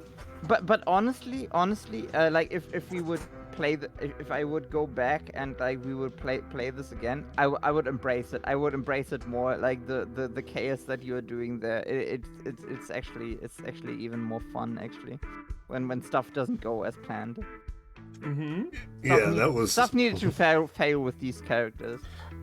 And that was something I had to think about too for the next episode, because like, yeah, we were attacked in the middle of the night. One of the guys ran screaming, and another one ran off, and then all these grasping undead hands came from the ground. I was like, damn. And the backlash from that, like they were coming to my home, to my brothel, which you do not do, Which we'll talk about. That's next episode. It was so good. Yeah. So and you probably didn't recognize this individual, but he was the main mercenary guarding the wine. He had the scar, and he had blonde braided hair. The mini was actually female, but I kept talking so deep and in a deep voice that he gender swapped. Maybe he's trans. Maybe. You never know part of him. Egg. Yeah, and so and he came back for reasons, but yeah, episode 2, Wine and Dine. The dine part was the meeting with Bathory. The wine part was the whole wine stuff. Oh, you remembering wine? Nice. But yeah, that was episode 2, and then 3, and then episode 4. Let's do some different music. We'll go back to the Misty Choir, even though it wasn't in this one, just because episode 4. Day of Revelations. The High Holy Day is upon us. We find out that's what the wine was for. We probably found out last time that Hopelin was making a deal with Cravensworth for temple backing for wine for the High Holy Day. And I believe, yeah. Oh, this is where we had to gather information about it and stuff. This is where I think Sticky's thing went like with the actors and stuff because of the stage play and like that was like really fun, the whole like planning and stuff, I think. Hell yeah. I think that was that. I do love this episode. This was the first for MoG. This was the first flavor intro where we started off with a meeting between Cornelius and Guy trying to explain that they were attacked and by these undead hands and that the wine was okay and everything. And Cravensworth was like, well, stick around the city, because I may need you to deal with a goblin problem. Because they did see a goblin. They did see Sticky. You were there. They saw you, but then you disappeared. Yeah. Yeah. So Cravensworth like, oh, goblins, huh? Had to be goblins. That was a recap. Cravensworth meeting, the intro, title drop. And then a meeting with Faust, Orpheus in this sanctum. So you met with Faust and Orpheus to decide what you wanted to do for the holy day, the day of revelations.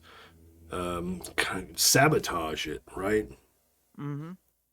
And so, this is where I was like, I don't know what y'all are going to do, so have fun. Improv is pretty much my notes here. But, yeah, Sticky, what did you do? I can't remember how it went there, but like I heard about this play, I think, and then That's like right. I tried to work for the theater and meet the actors and stuff because I knew I have like an amazing charm and stuff, so I wanted to seduce the actors and stuff and like basically make them fail the show and stuff, and this is where we met Edgar. Who didn't have a This model? handsome man. We And didn't the have a model thing- back then. No, and the thing about the actors, so I was trying to get ideas. What goes on during the Day of Revelations, right? There's going to be passion plays. There's going to be mass. There's going to be, what else? A parade and A whatnot. wagon parade, yeah. Yeah, I think the yeah. parade, I think GiGi did. Yeah, GiGi went to sabotage the parade.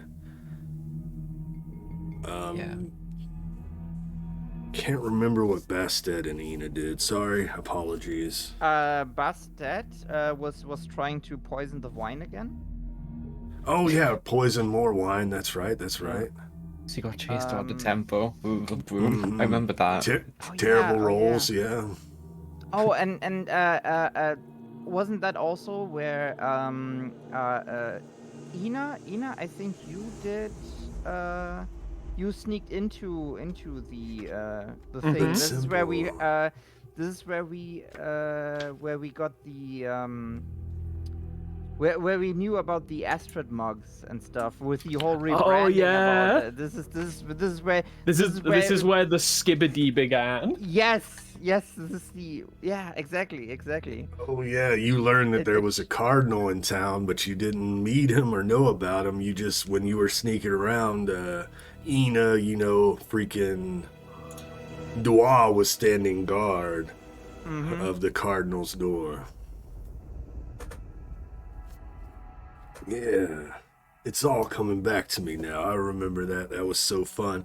Oh, and then you got to be a stagehand, right, Ruby? And then you were like, I want to. You learned about the orgy the actors were gonna partake in. And you told me that was just improvised from you, right? Like at the time. That was so perfect. Yeah, I mean, what was his Edgar Figaro, and then another actress was named Tara Bransford, and another one was Celeste Cher. Those were all names I just stole from like Final Fantasy 6 and 7. I did not have any idea that these characters would stick around. You know, I thought it was going to be a one and done, so I didn't bother getting an Edgar model or anything. And but because of Sticky's love for Edgar and the character, Edgar had to return. So that's why you're seeing an Edgar model now. Yeah. I fell in love with Edgar. He's so cool. I love him. Like as a player, I love him. Sticky is like Sticky is more like, yeah, he's a good opportunity, I think. for Right, her, Goob? like, He fucks. he fucks, And that's the thing. yeah. That's the thing about it too. Yo, what's up, games man? Welcome in. It is C Malley. Thank you, much appreciated. The thing about Edgar, right? I made him all serious, like, you know about Edgar, he fucks, that kind of thing, right? He talks serious. But then after he left and like realized he fell in love with Sticky, then he gets so excitable when he's around Sticky now. He's not all serious anymore. He's like, oh, Sticky. Oh, I've got a great idea, Sticky. I love what you did with this character. Also, yeah, the Edgar O face. Yeah, I cannot show this model on stream, sadly. With what is this based on? But like, it's I made a little bit of a different model with him and Sticky, and I like gave him that face, and that face is just. So There we go. Yeah, and as soon as I saw that face, I was like, I gotta make an emote out of that. And then Twitch added the animating to it. I was like, oh shit. Oh man. So yeah, the planning and everything. A few rolls. Oh, we were at the orgy. Yes. Oh, and yeah. we Someone died there. yeah, GiGi, you were like partaking in the pixie dust with one of the actresses, right? Yeah, my plan was to make them like too fucked up to do the show, so kind of ruin the show is. But they didn't expect them to literally die. I know. They failed their Lightweight. role.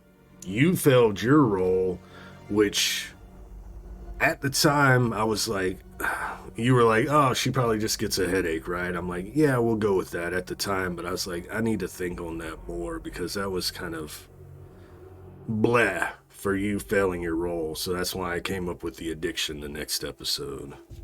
Oh, you failed your role, remember? Yeah. And you thought you just had a headache, right? Yeah. No, you're addicted.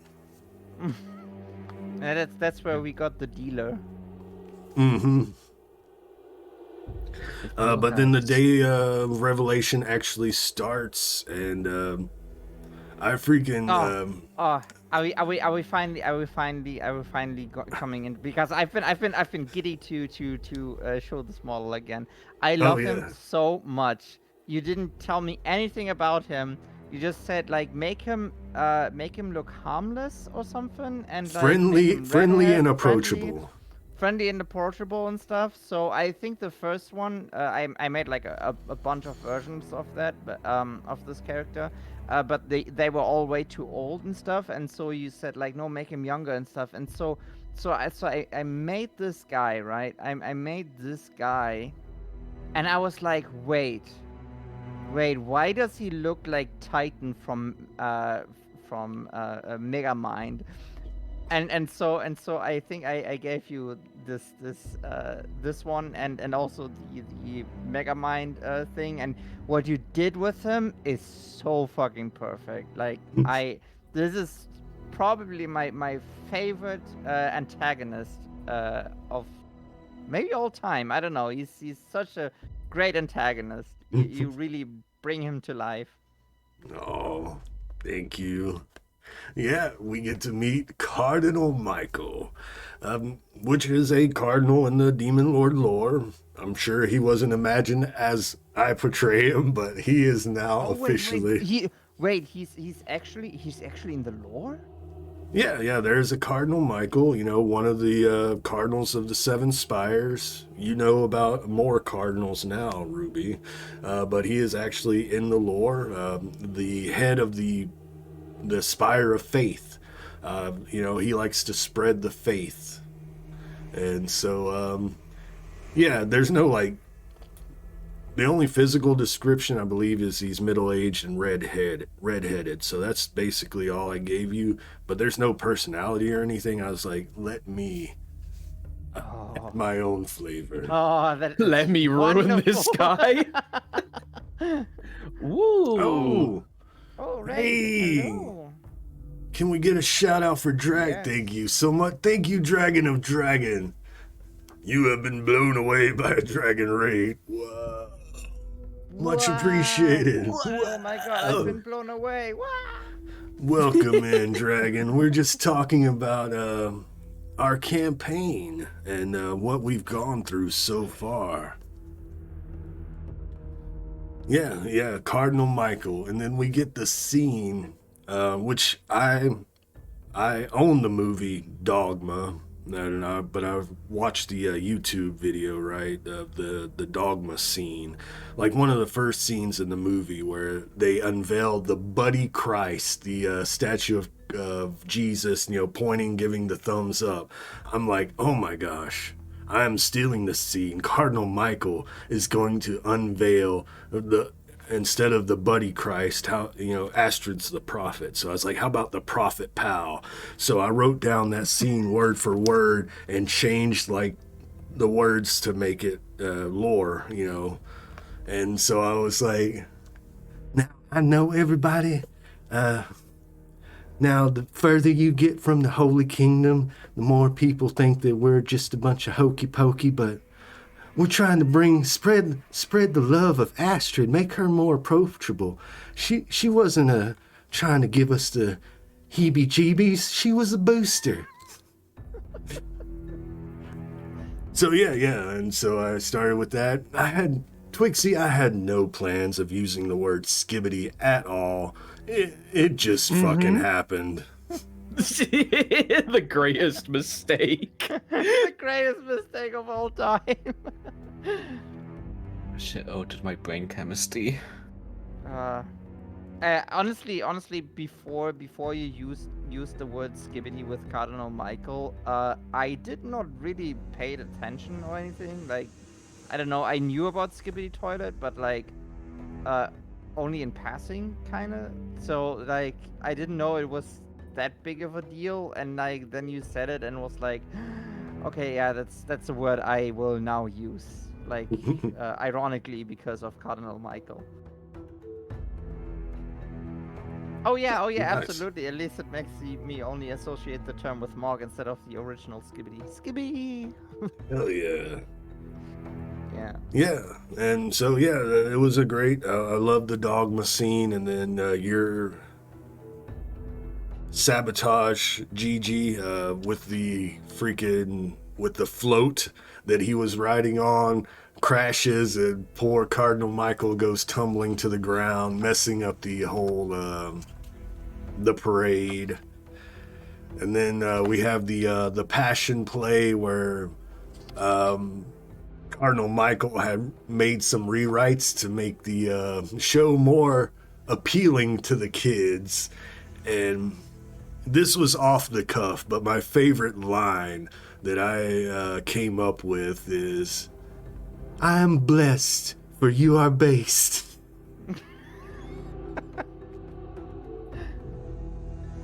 But yeah, It's somewhere along I know there. you can't show it on stream, but the TikTok or the YouTube short that Ruby linked earlier in the chat of that guy just listing off things. yeah. It's just like, oh yeah, this is Cardinal Michael. I wish we could play that because it's literally how I imagine him being now. Yes. Oh, I'm gonna have to watch that later. And welcome in, Cat. No, Not gonna lie, you have whenever I watched hear it. the word. Bless Oh, me, okay. Risk yet. Yes, Level okay. 3. Okay. Subway Surfer. You think of the song by Little Big. I don't know if I've heard a song that uses skibbity in it. Nice human disguise. Almost looks real. Thank you. It's very well animated, I have to say. I appreciate it. I took expertise in disguise kits, and I figured I would put it to use. Anything else for episode 4 that you can remember? What you want to talk about? I remember that I fucked up my part of the whole thing, but it worked out in the end, Because I actually motivated Edgar a little bit too much, and now he was like actually doing a good performance. I know, and that's another thing I fucked up on as well. You did that, right? You motivated, you were like trying to fuck him up, and you gave him some good head before the performance, and then when the performance came, I didn't even mention Edgar's performance at all, because I completely forgot, because I'm a terrible at my job. So oh for yeah, the you're next... absolutely terrible. Yeah, I'm not going to play with you anymore. Bye. So for the next episode, when Edgar came back, I did a little poking at myself. I was like, "Oh, Sticky, what you did, you really boosted me. The performance. Did you see my performance? I was amazing out there. Even though the DM didn't even say anything about it, it was perfect." No, So, yeah, there was so much in this episode, and you did a great job on everything, I think. So Thank you. And then we ended with the evening mass, where the wine kicks in and everybody starts projectile vomiting and running out of the temple of the new god. Oh yeah, literal shit show. Literal shit show. Let's go over episode 5 real quick, and then we can take a break. Because episode 5, I was so creative with the naming of it, Expert Pass, because this is when you hit level 3 and train to your Expert Pass. So mostly episode 5 was training into your Expert Pass, doing little training things. I stole that lock thing from you, Ruby, from your game, where Bastet had to do the lock picking and stuff. Oh really? Oh, okay. Yeah, you mentioned it. You were like, "This is familiar." Oh yeah, right. Yeah. I remember that, yeah. And there was actually going to be no failing any of these rolls. These were rolls just because you're training, right? So Bastet failed a few rolls, so nothing bad's happening because it's training. It's just she was caught trying to stick Brutus in Kane's pocket or whatever, and then had to bring Brutus back to your brothel. So if Edgar would have came out and seen you and Edgar seen Bastet returning Brutus to its box, nothing bad would have happened. It would just been a role play. What the fuck are you doing in my room kind of thing. There was no failing any of this training. This was just for flavor. Should we explain who Brutus is? I'm talking too much. Please, you all start talking about episode 5. Brutus is the favorite toy of Sticky. It's a Minotaur dildo. Yep. I do wonder. Does Eena have a favorite toy? No, I'm dead. Oh. Or undead. I mean, not like. Not anymore. Yeah, not anymore actually. Eena does not know the concept of sex. Oh, I was not talking about sex. I was talking about a toy, about like, I don't know what. I did originally plan to have one, but then it just never Right, stuck. the doll, right? Yeah. It's stuck. Yeah. I even have like old concepts of Eena with the doll. Yeah, that was gonna be your implement of magic. Yeah. Like this one.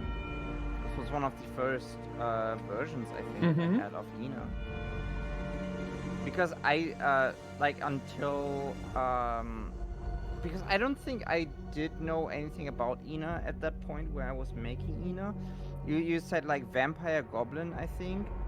Mm-hmm. But like I Goblin. didn't know that you were noble at the time. Like I would have like put you into more noble clothes even, like you know how I did later. But like this, I thought because I also said like something about street goblin and stuff. But like Mm-hmm.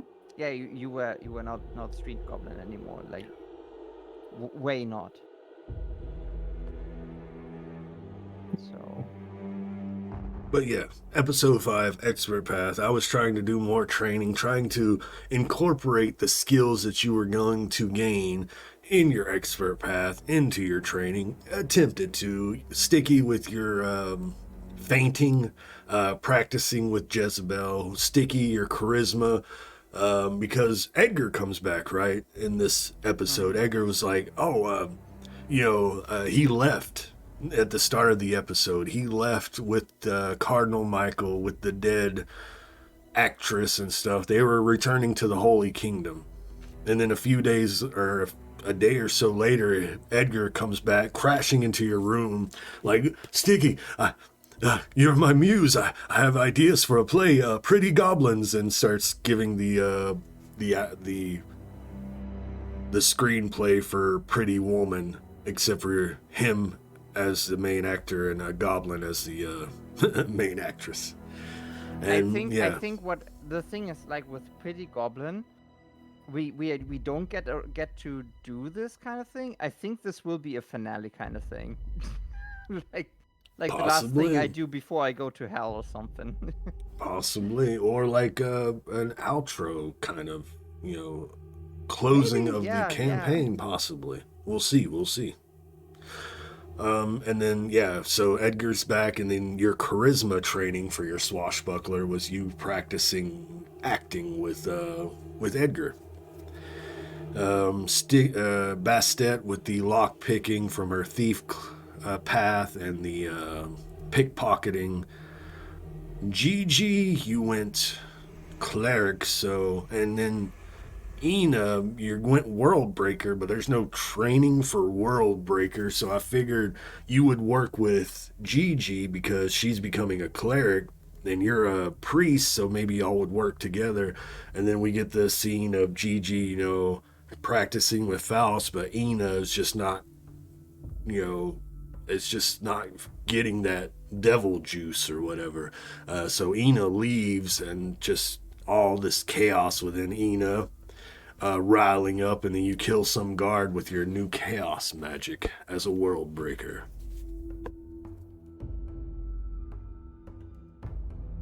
And then I threw in a combat with some ogres so we can try out your new abilities, basically. Oh yeah, that fight.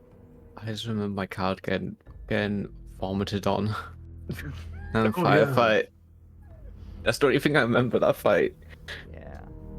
No, that was also the fight where I realized like what we all are, sex obsessed goblin.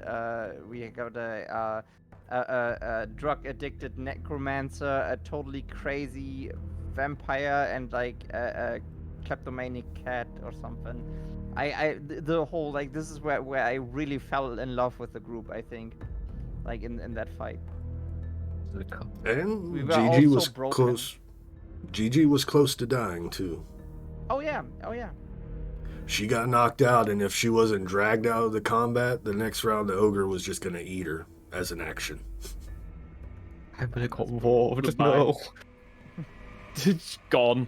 Never seen again. The fucked up group, right, Goo? Mhm. They are amazing. Any final words on episodes 1 through 5 before we take a quick break? I don't think so. I don't think so. Skibbity. Skibbity. Skibbity. I remember. and I based. swear. I remember when Ruby's character let go of the fucking lever and the woman went flying. Oh, like she fell down. I swear she screamed Skibbity, but I don't know if that's just. I just making that shit up in my head. You've just No, gaslit yourself into believing that. I'm gaslighting myself, but did the No. character die by screaming Skibbity? No, that character didn't die. They were just horribly injured. But Sticky was supposed to raise them up in the air, right? As she is ascending. So she was like, skibbity, but wasn't raising up, right? And she's like, okay, come on, skibbity. And then she drops her and smashes. What's up, Wabo? We're about to take a break. Thanks so much for stopping by, but we will be back to talk about more Mask of God. We good for a break? Yeah, good for a break. Yeah. I'm good. Excellent. So let me get the break music ready.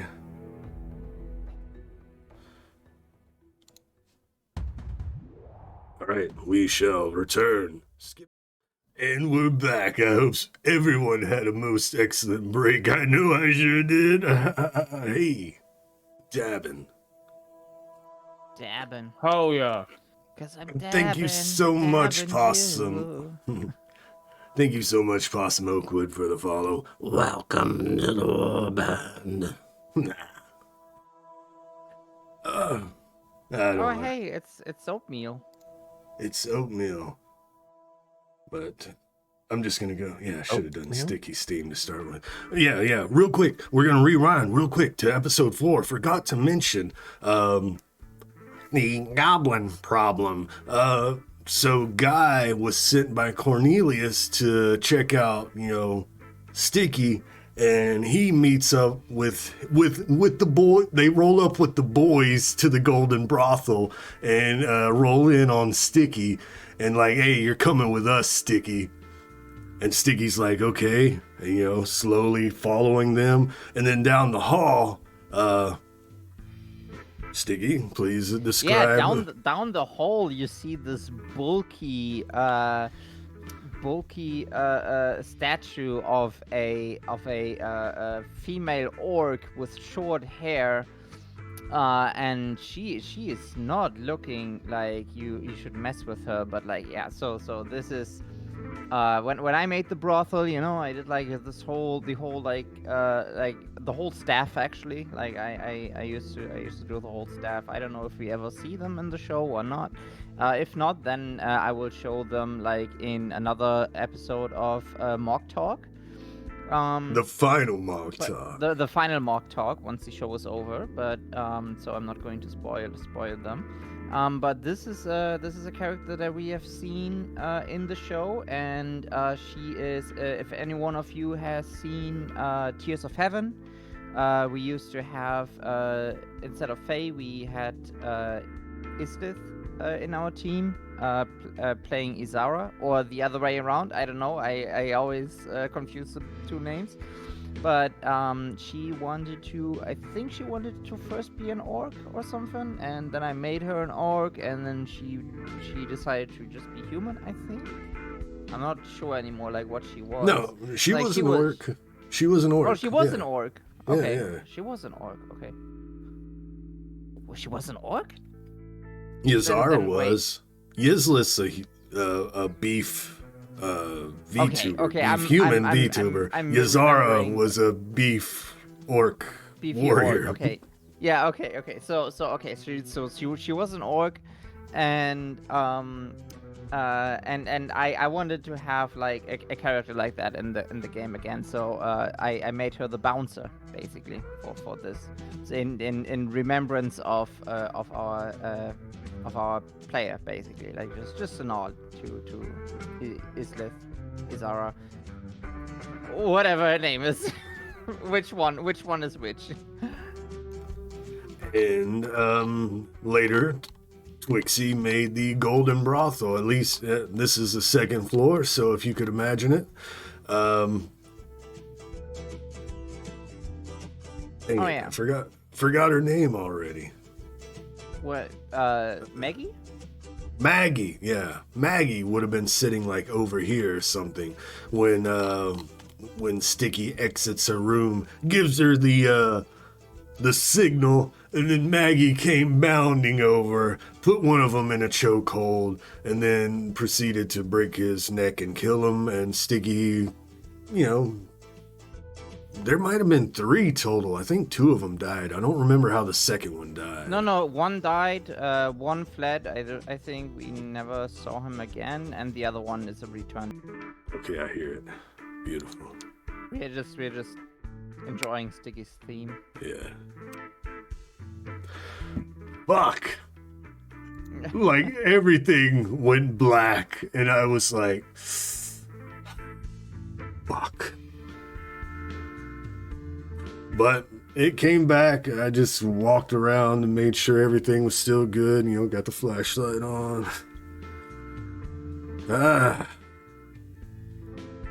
What a fucking buzzkill. The flashlight. Okay. Yeah. The flashlight and the flashlight. All at the ready. Fucking buzzkill. When the lights go out, you gotta be ready. Because what else are you gonna do, right? Right? Yeah. You can't go really into the internet or anything. No mamas. No mamas. No mamas. No mamas. Welcome Is back. that a JoJo mug, by the way? No, this is Cowboy Bebop.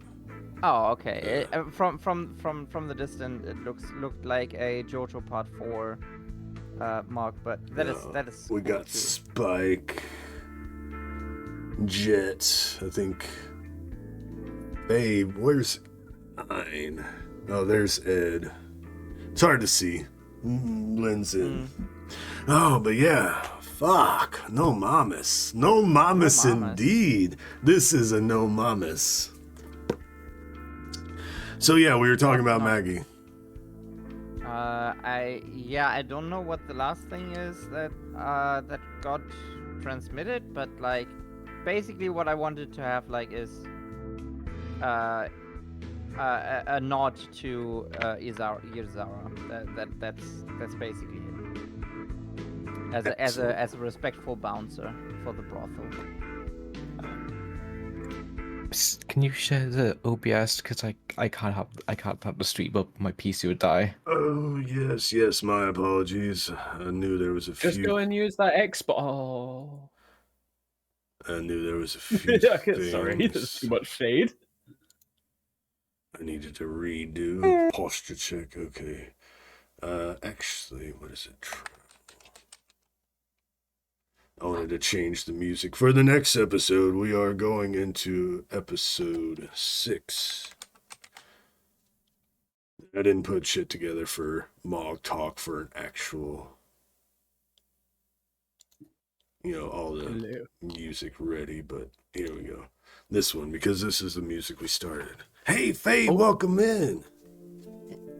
I was going to say, just a moment before you go ahead, we're going to shout out a certain wife over here. Hope you're having a good recovery. Welcome in, Faye. Thanks for stopping by. Pretty crazy, huh? Power going out. But yeah, episode 6. This is where I really feel like, I don't know. I at least for me, start doing a lot better. Getting more shit written down and everything. But episode 6, Love Unto Death.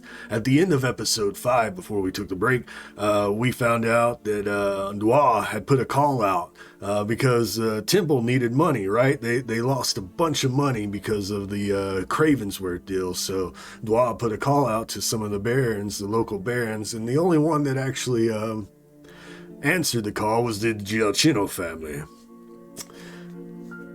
Probably still pronouncing that wrong. But so we start with a flavor scene that I really enjoyed, a travel montage of GiGi's family, and we get to see. Oh yeah, please, GiGi, tell us a little bit about your family and stuff. You talk about them, but we get to meet your family in the flavor scene. In general, like one of the things I wanted to do the family was to be like, I didn't want to make the family evil, like make a solid reason why GiGi's evil. I just wanted like, in my head I was like, I want like GiGi to have like a perfect life, but she's just an evil bitch, and that's why she's evil. She was just born evil. That's like kind of things I want in my head. I wanted. I don't know. I don't know. That's like the best reason or like the best solid reason. I don't know. I think. Cause I wanted in my head. I wanted like a good family life where and her family life didn't make her evil. She's just straight up just evil bitch. But yeah, all the like the family members, the gamers, all gamers. I don't know. I'm sorry. No, and this. Don't be sorry. Don't be sorry. Yeah, and tell me about this naming convention and all these names that you chose for these. It started as a joke because I liked because when I was doing the name the name GiGi is because I kept hearing the name GiGi everywhere from like a documentary, and like one of wrestlers in wrestling I was watching at the time was called GiGi, so I was like, it was going in my head, and I was like, what if all the family members are like GiGi? Like all of them can have the sort into GiGi. That's why all of them are Gio. Like I think and I decided to do Italian names because I thought it'd be funny, because I wanted to curse you to pronouncing Italian names.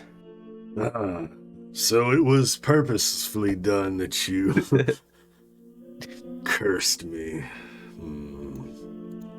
But yeah, they were fun. I tried to do, Italian-esque accents without, being, bad. I think they turned out pretty good. It was fun to try to do that. And then I had to do that, like, on the spot, because flavor scene, I try to write out. I read it, I write it, so I don't have to try to do it off the cuff.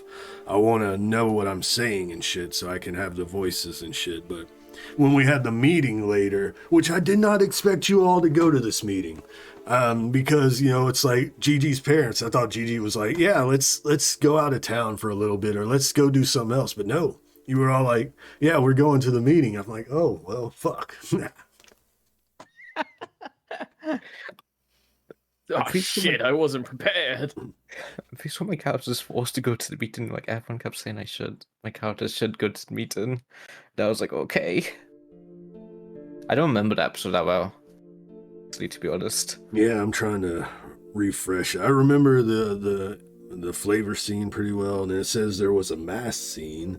So I think we had a mass and an after mass meeting, where you were planning like merchandising and stuff. I actually do remember that, because like that was the first scene where we see Father Faust as the head of church and the Father Hopeland as like his underling now. So like this is basically just they swapped costumes for that basically. Yeah.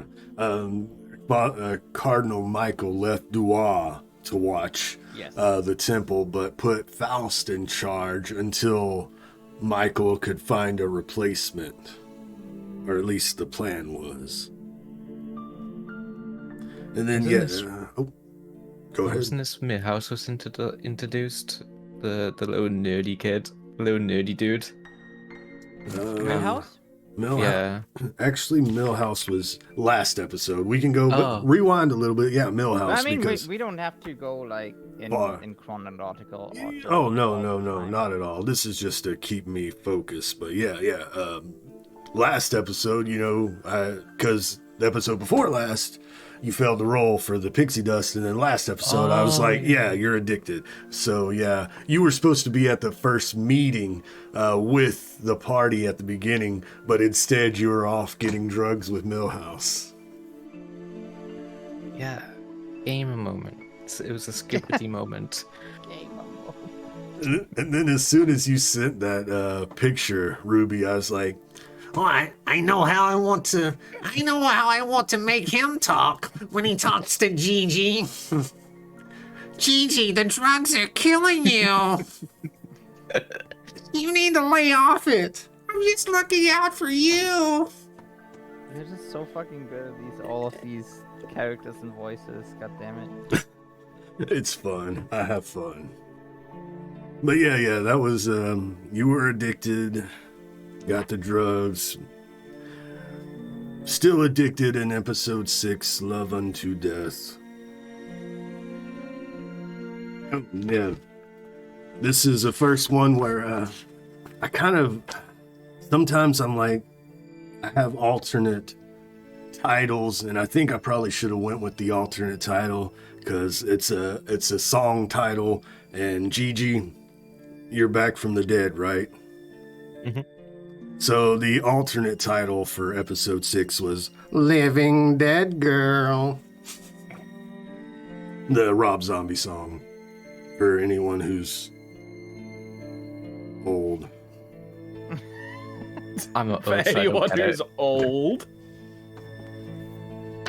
But yeah, that was the alternate title. But Love Unto Death, I was also, that was because, you know, I was thinking your family, how they would react. Would they love you?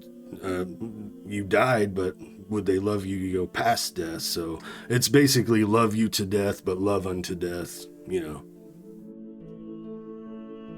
But yeah. Mass meeting. You talked about merchandising and stuff because this is where you started to want to play into using the temple to like capitalism and shit. Oh yeah. Oh yeah, this is where we introduced capitalism into the game. Really evil. The true evil, capitalism. Greed. And then after that meeting, oh, go ahead. Oh, just the biggest sin of man, actually. Mm-hmm. One of the biggest flames. And then we had individual meetings again. It looks like we have Sticky.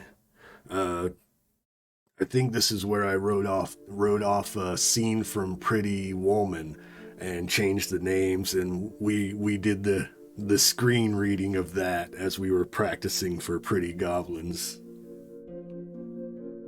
I think so, yeah.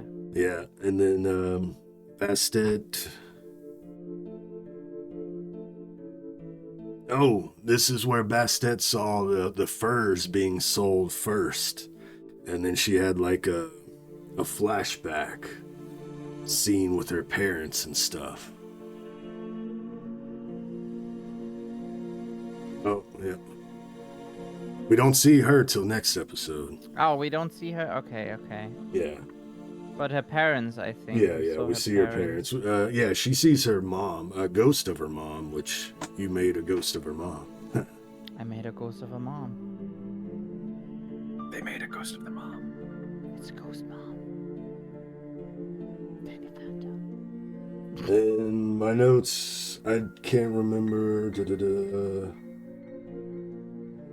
I know GiGi encounters Law Mill. Oh yeah, this is where you Millhouse gaslights you and tries to get you arrested to get you off the drugs, but he gets arrested instead. For dealing drugs, yes. Yep. Mm-hmm. And then Eena, this is where we learn that your father wants to do more experiments and I thought you were about to say drugs. wants to do more drugs. And then Daughter, I need the pixie dust. daughter. And then he has some hypothesis about the vampire curse and the goblin curse and the vampire gift at odds with each other, and we start going down that kind of path. And then we have the meeting where Dwa recognizes you, GiGi, for the first time because your parents are like, "That's my daughter," and she's like, "That's your daughter. I killed her." And you know, we have the meeting between your family and Faust and Dwa. I just say your fucking audacity to murder your parents' daughter and then invite them and be like, we need your money for this church, please. It's the realization, the fucking audacity. Right?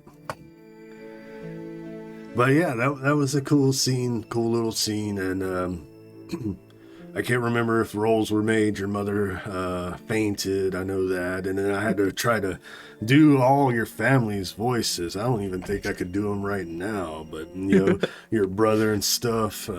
What was it? Sister, is that you? Oh my god, like, the moment you do this voice, I I get like the hand position, you know, like Sister, is that you? Daughter, yeah, exactly. daughter, are you really alive? Oh, I Aster swear, be I swear. praised. If I knew that that they are going to be like that, I would have done I would have done this right away. Oh, that's hilarious. Have all of them.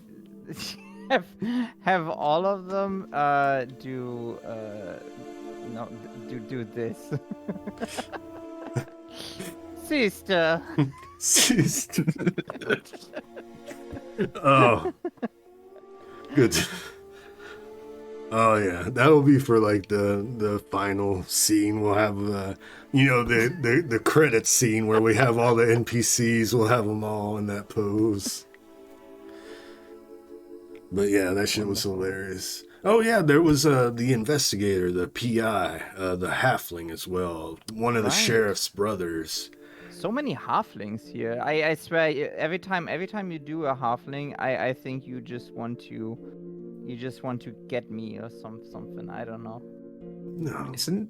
But I made him one... badass, okay? I made him cool. I Mhm. made like a solid snake, like old snake esque Oh yeah. PI, you know, with like the mustache and everything, and like he's a badass, okay? Isn't Wonderbone Halfling. mostly halflings though? Like, Huh? I thought Wonderbone. I'm pretty sure. I swear I remember her married to like Wonderburn is like mostly populated by halflings. No. Or am I like completely fucking wrong? Oh, You just made that canon up yourself. But that I was- swear I heard halflings are like more common in this area. I swear to God, I wasn't making shit up. I think Mally just makes more halflings because I don't like them. And I love them. Yeah. Anything you want to talk about that episode? Oh no, I want to get to the episode with Fae. That Not with Fae. With I mean with Fae creatures, but like with Bastet. busted. I think, yeah. But I think, you know, the stuff with your parents never got resolved so far. But actually, you know what? It actually makes sense because like we have the bill. I mean, like the only one that got resolved right away was Bastet's stuff. You know, we went there, killed them, and came back and stuff. So and that's also very very fitting. Now we have Eena stuff resolved. You know, I think the next thing, you know, we need to resolve stuff with GiGi, and I think, you know what I think, since we are on the road, we are going to be on the road for the what's it called, the capital or whatever, Holy Kingdom. the Holy Kingdom. Holy Kingdom. You know, I think this is a very very good way of resolving stuff with GiGi probably. Well, Pretty sure. if you have any ideas, GiGi, send them my way. Because we have episode 7, The Fire Still Burns. Wait, episode 7? Well, no, I'm talking about episode 7 now. Oh, fuck. I thought you said next episode 7. I was like, holy shit, do we only did 7 episodes? What the fuck? No, No, no. my head- we are at level. I was actually like, what the fuck? We did 7 episodes. We're gonna have like 7 episode next. I'm sorry, I'm a dumb goblin moment. No. So Shit. I probably should pull it up. I know there's a flavor open here. I just don't know what it was. So let me look at my documents. My MoG docs. Episode 7. Flavor open. Oh, yeah. The flavor open for episode 7 is where Father Faust is like reprimanding dwarf or pulling steel on GiGi and being like, she's a devout member of this church. I'll have no word otherwise. And Hopeland's like, I'll keep an eye on her and stuff. But yeah, we have that little flavor scene. And then we open with GiGi family reunion. You going to the inn room and having a little role play session with your family. Yeah. And they were like, you really don't remember anything? And you play into the amnesia and stuff, and they say you're always welcome to come home and visit. And your brother was like, yeah, we haven't, your mother never changed her room. You can come see. Maybe if you see your room, you know, maybe you'll remember or whatever. They were really trying to get you to come home and visit, but you were like, no, I'm with the church now. I'm with the temple. Where do they live, by the way? Somewhere in the duchy. It has not been established. Would be fun if they are living in the Holy Kingdom. The peace of the kingdom. We haven't heard from... Okay, ideas are brewing, don't worry. So we have that. And then Eena and Orpheus RP. So I'm thinking this is where your dad was like, I have someone that I want to bring in to a second opinion kind of thing. And that's where we learn the existence of the elf, Dusk, and her embrace. Oh, yes. That one was fun to make too. Dusk. That's such a cool design. I know. Freaking love this design. Hats off. Thank you. Wow. You gave me really good, like, you know, I'm not sure, like, you just gave me colors and like they had to be an elf and like androgynous and stuff, and like this is I love going crazy with these designs sometimes. Yeah. I mean, this is not going crazy. I mean, like the stuff that Rainer does or something like that is the true crazy stuff, but like No. we will get there. Season 3 is gonna feature crazy stuff from me too. But that, don't down talk yourself. That is fucking beautiful and amazing. I thank you. Then after the Orpheus scene, we have the Sticky and Edgar role-playing with Faust, you know, saying, hey, because you wanted to do another play instead of Pretty Goblin, you wanted to do a temple-related play, so yes. This is where y'all were pitching the idea to Faust. This was the birth of Skibitrix. Skib Givings and Skibagif. Givings. Yes, this is the birth of it. This is when it was shat out into the world. And then... So we had the GiGi, we had the Eena, we had the Sticky, but what about Bastet? Bastet, this is when Bastet is visiting where she saw that fur dealer last session, and sees the Adam, the Judith's son. Oh yes. Oh, that one is so good. I don't Rip in know why I pieces. look at him and I compare him as the Do the Raw kid from Shrek 4.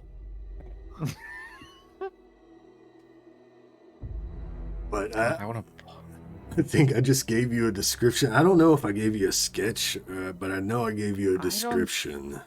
Think so. Yeah, you gave me, and like this is what came into my mind, because like, you know, just really obnoxious.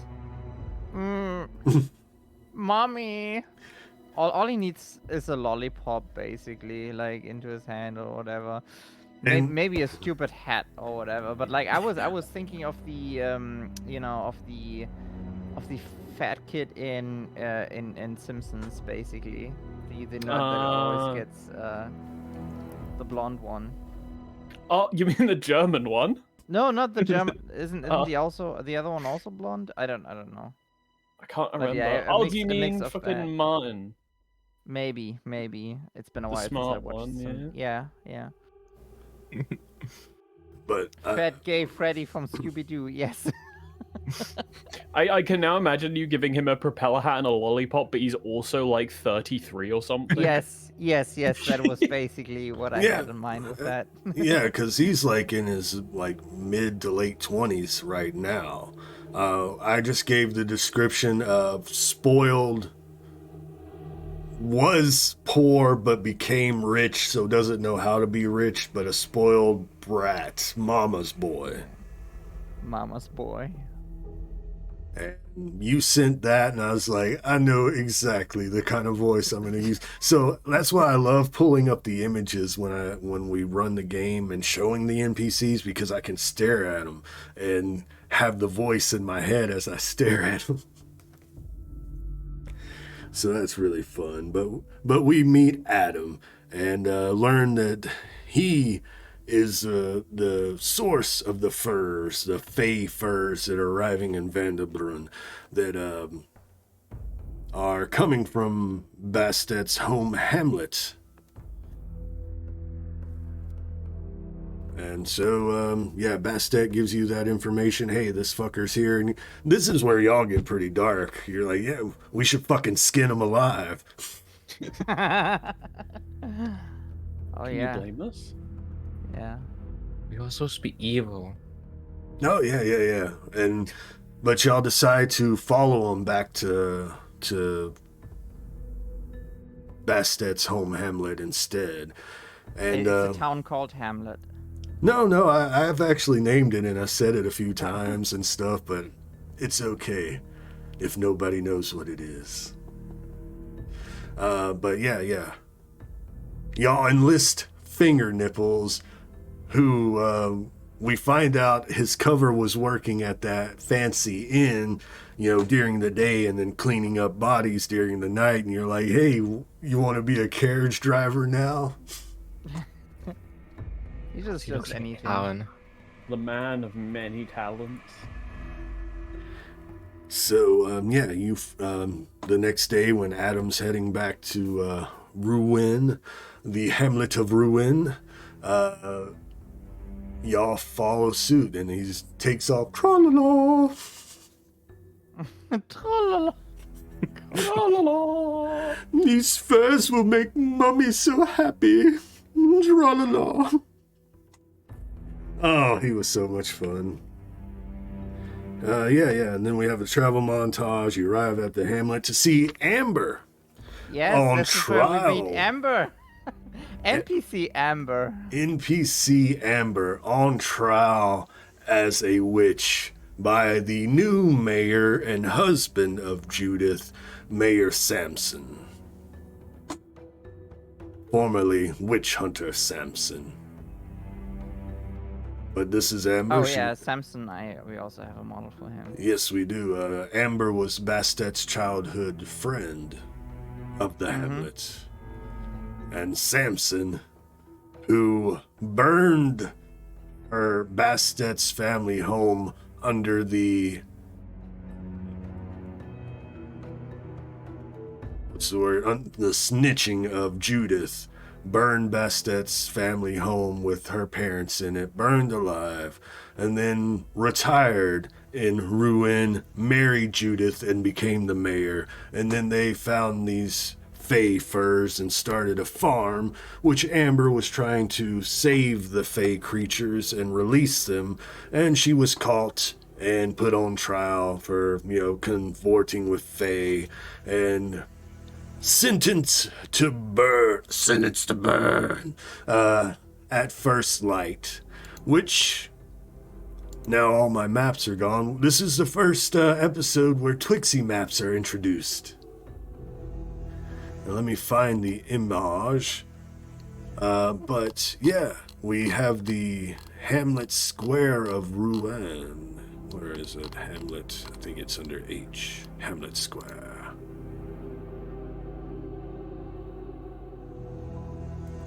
If you want to see it, the blood stains are still there. They have not cleaned it up.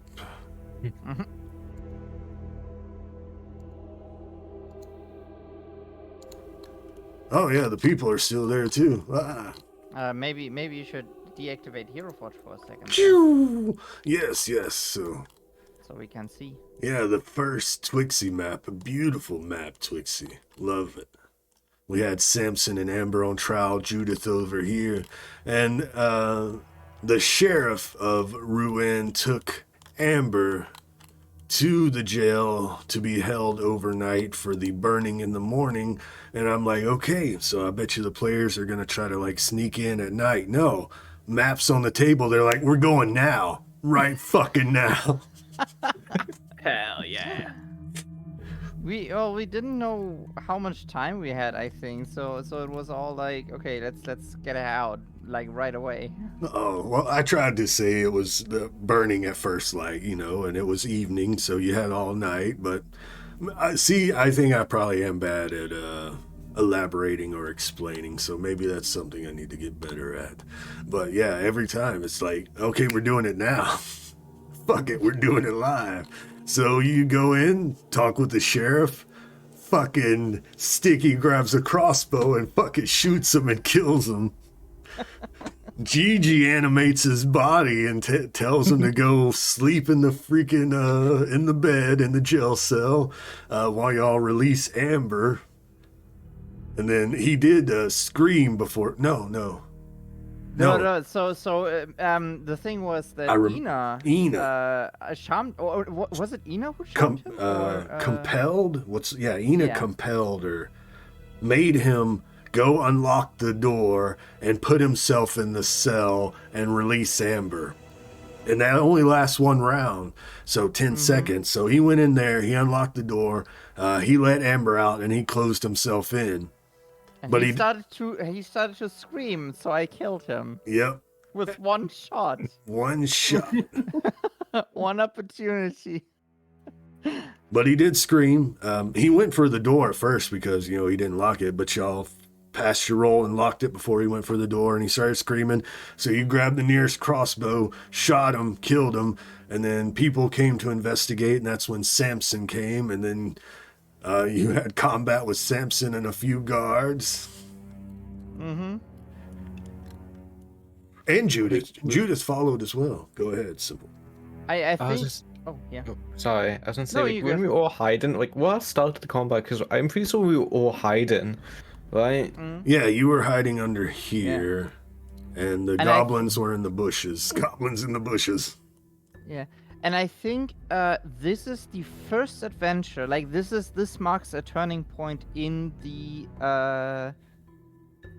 in the story, because like this is the first adventure from us that where everything. I mean, we kind of fucked it up, yes, but like we did it better than we could have done. We're competent fuck ups. we were competent at that point. Like this is where we actually, like, you know, oh, there's the bad guys, we kill them all, you know. This is where we killed them before they could like regroup into like the basement or whatever. But, you know, this is we were really good at that point. What's up, Silva? Welcome in. Yeah.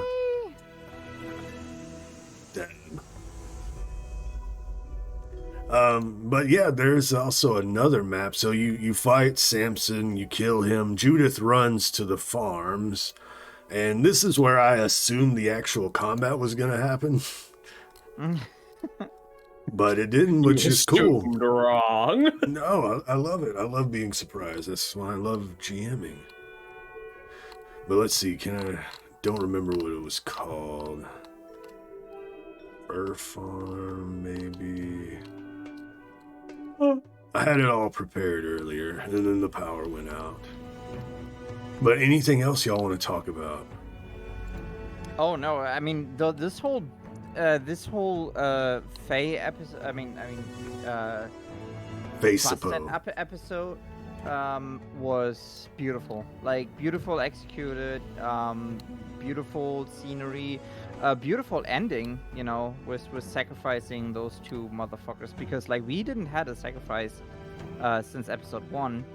So and this is us like coming a long way actually to really like just you know, yes, we did a little bit of a fuck up by killing the sheriff too early and stuff, but like it all worked out in our favor there. Yeah. So I would say like this is the most smoothest it could have gone until the latest episode, which went even more smooth actually. There it is. I think I see it from here. It's a barn morning. I Yeah. think. I just remember gay beams being shot at in the episode too. Oh yeah, But, you know, Eena casting rainbow spells. Oh yeah. I cast upon you the big gay. I cast. Fuck you. I will not announce my spells anymore. Yeah, I was kind of worried that joke wouldn't freaking roll well when you casted that spell and Samson was like, "Oh, they got a gay witch" or something like that. I remember. the whole bit we just calling out all us witches was funny. Yeah, but this is the family home, which has an upstairs, which we didn't need, and then the fur farms, which I thought maybe y'all would come here at night, rescue Amber, and then come here at night and try to rescue the Fey creatures or something. Didn't go how I thought in my head, but I love seeing what happened. You killed Samson, came here, followed Judith and Adam, the workers here who would have been in the combat. Amber says, Samson's dead. Get the fuck out of here. And they leave, and then you take Judith and Adam and on your own accord do your first sacrifice. And then burn their home down. And then we get the final scene with Bastet's parents' ghost embracing their daughter as we see her in like child form.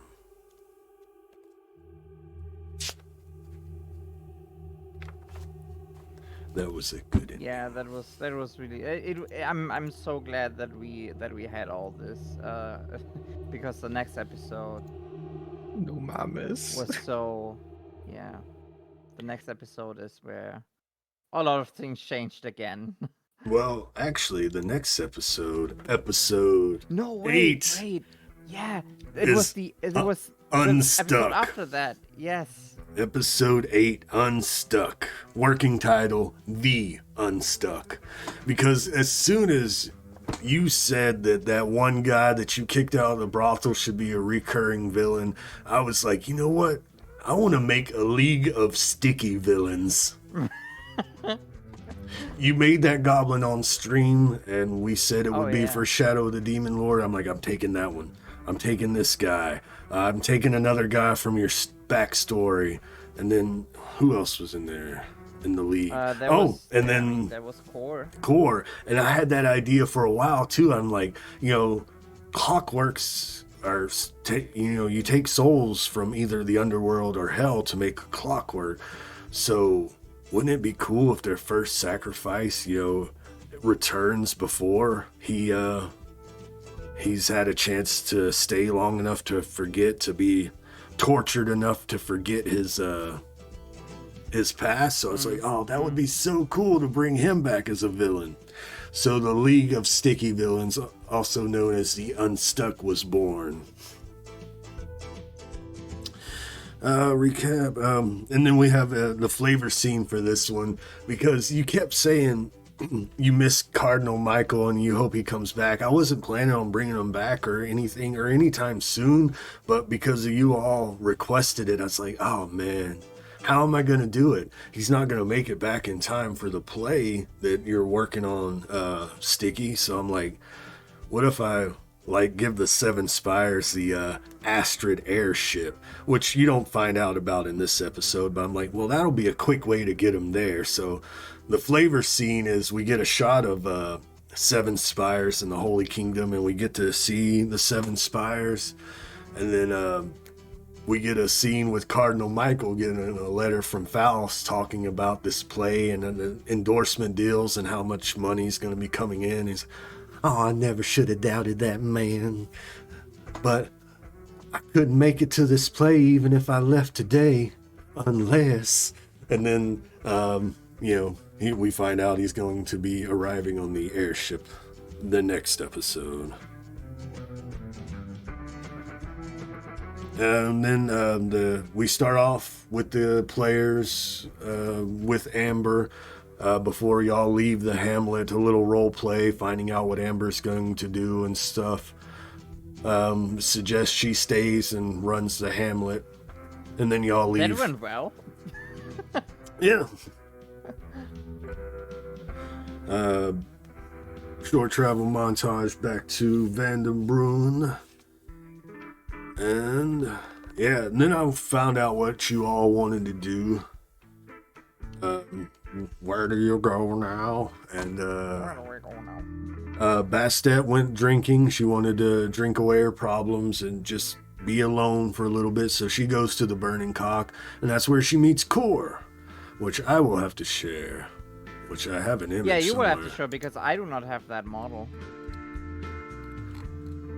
Chef Core. And that was the first model that we ever seen that was from a newcomer. This is the first model that was not from me.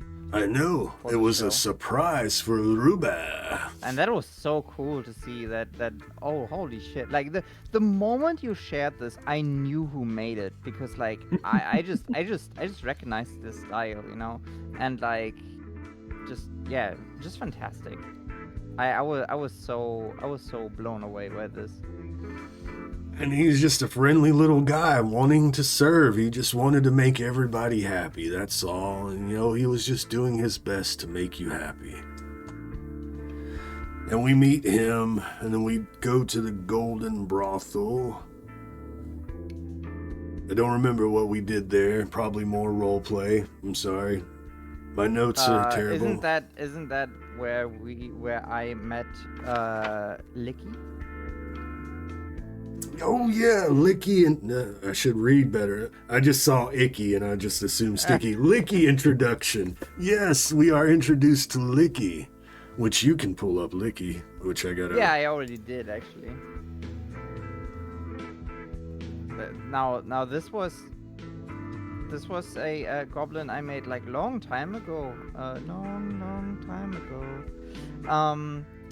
And this was just something I made on stream, I think, and it was just like someone wanted me to make an androgynous goblin, I think, and No, it was me. I made this. Oh, that was you? Yeah, you were on stream with Goob, because I remember Goob's voice, and you were trying to make something. I was like, hey, how about you make a goblin for Shadow the Demon Lord?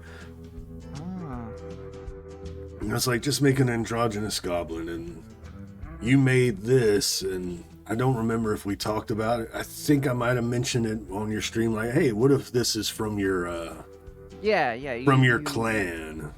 Yes. And then we came up with this like, oh, what if this is like, I don't know, a rival for Sticky or whatever, and like name them Licky, and like Lick it off me. Like in lick it off me. Oh yeah. Mm-hmm. And then we were like making jokes and stuff, like how this would go, and then you actually brought them into the show, and it was fantastic. I love how it all like came to be with Licky. Licky's a great character, I think, like great NPC.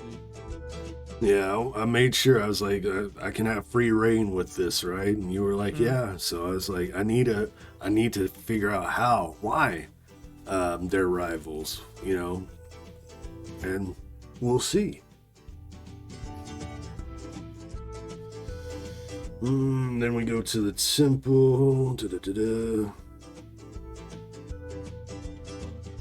I'm sorry, my notes for this are terrible, but we go to the temple in Lockhart Manor. I try to incorporate all the players. If someone has a scene, I'll try to make sure everybody has their own scenes, right? Makes sense. I think I think by the way, this is something you do really fucking well in this game, to give everyone a scene and stuff. And I think like I'm just, because like we are talking about like season 3 and stuff. So I think for season 3 we should have less of that though. Like less of like individual scenes and like more group scenes again. I think that would be fantastic again. For sure, for sure. For what we have planned for the next season. Hell yeah. Of course. You know, I'm always open for suggestions and I love implementing your ideas. So, fuck yeah. But I'm glad you're happy. But like for this game, it works fantastic. Like, you know, with the more relaxed, we all live in a city and stuff. You know, it's the stakes are there that we set ourselves. Like, it's not a high stakes campaign really. It's more like, you know, more about the characters, more about like individuals and stuff. Which I really like this. I like this low stakes campaign actually. For now. For now, yeah. But next campaign is gonna have some high stakes, man. Well, it is Shadow of the Demon Lord. You are getting to the end game, so I might have to step up my game, just so you know.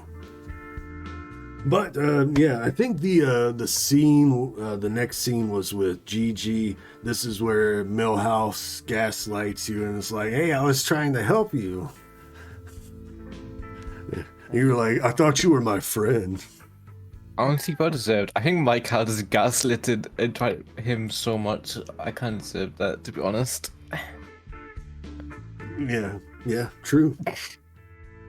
And this is where we meet Dusk, Embrace of Dusk. This is where Dusk arrives, and we have a role play with Orpheus, Dusk, and Eena, talking about the hypotheses of why Eena is going more mad, and why her blood magic is not working as well. What is your highest insanity, by the way? Oh gosh, what? Your insanity was insanely high at some point. It was at least a 7 at once, I know. Minimum. I think at one point I did reach 8. Wow. And then we had an interaction and I lost quite a bit of my insanity. So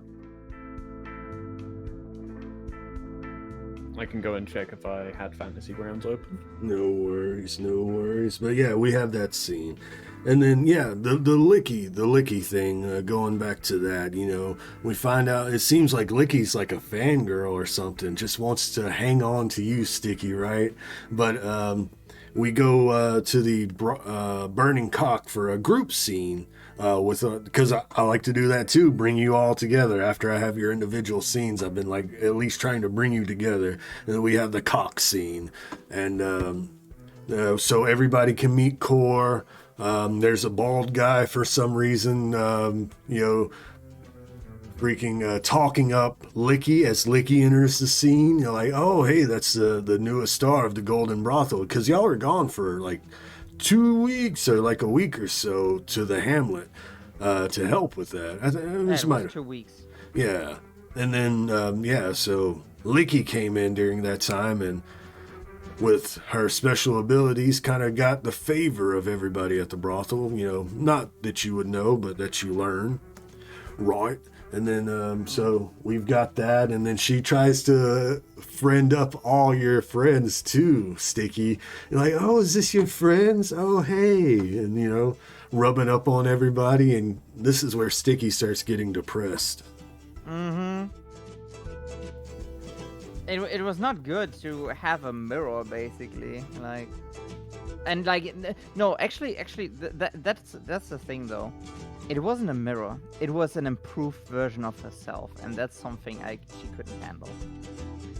Like Licky was better in every way than she was. So like that's where she was like, yeah, okay, shit. Like I guess I have to skip town or something. I don't know. Like there was a lot of things that Sticky had in her mind at that time. And Twixie, remember what we were talking about, making shorts and stuff, right?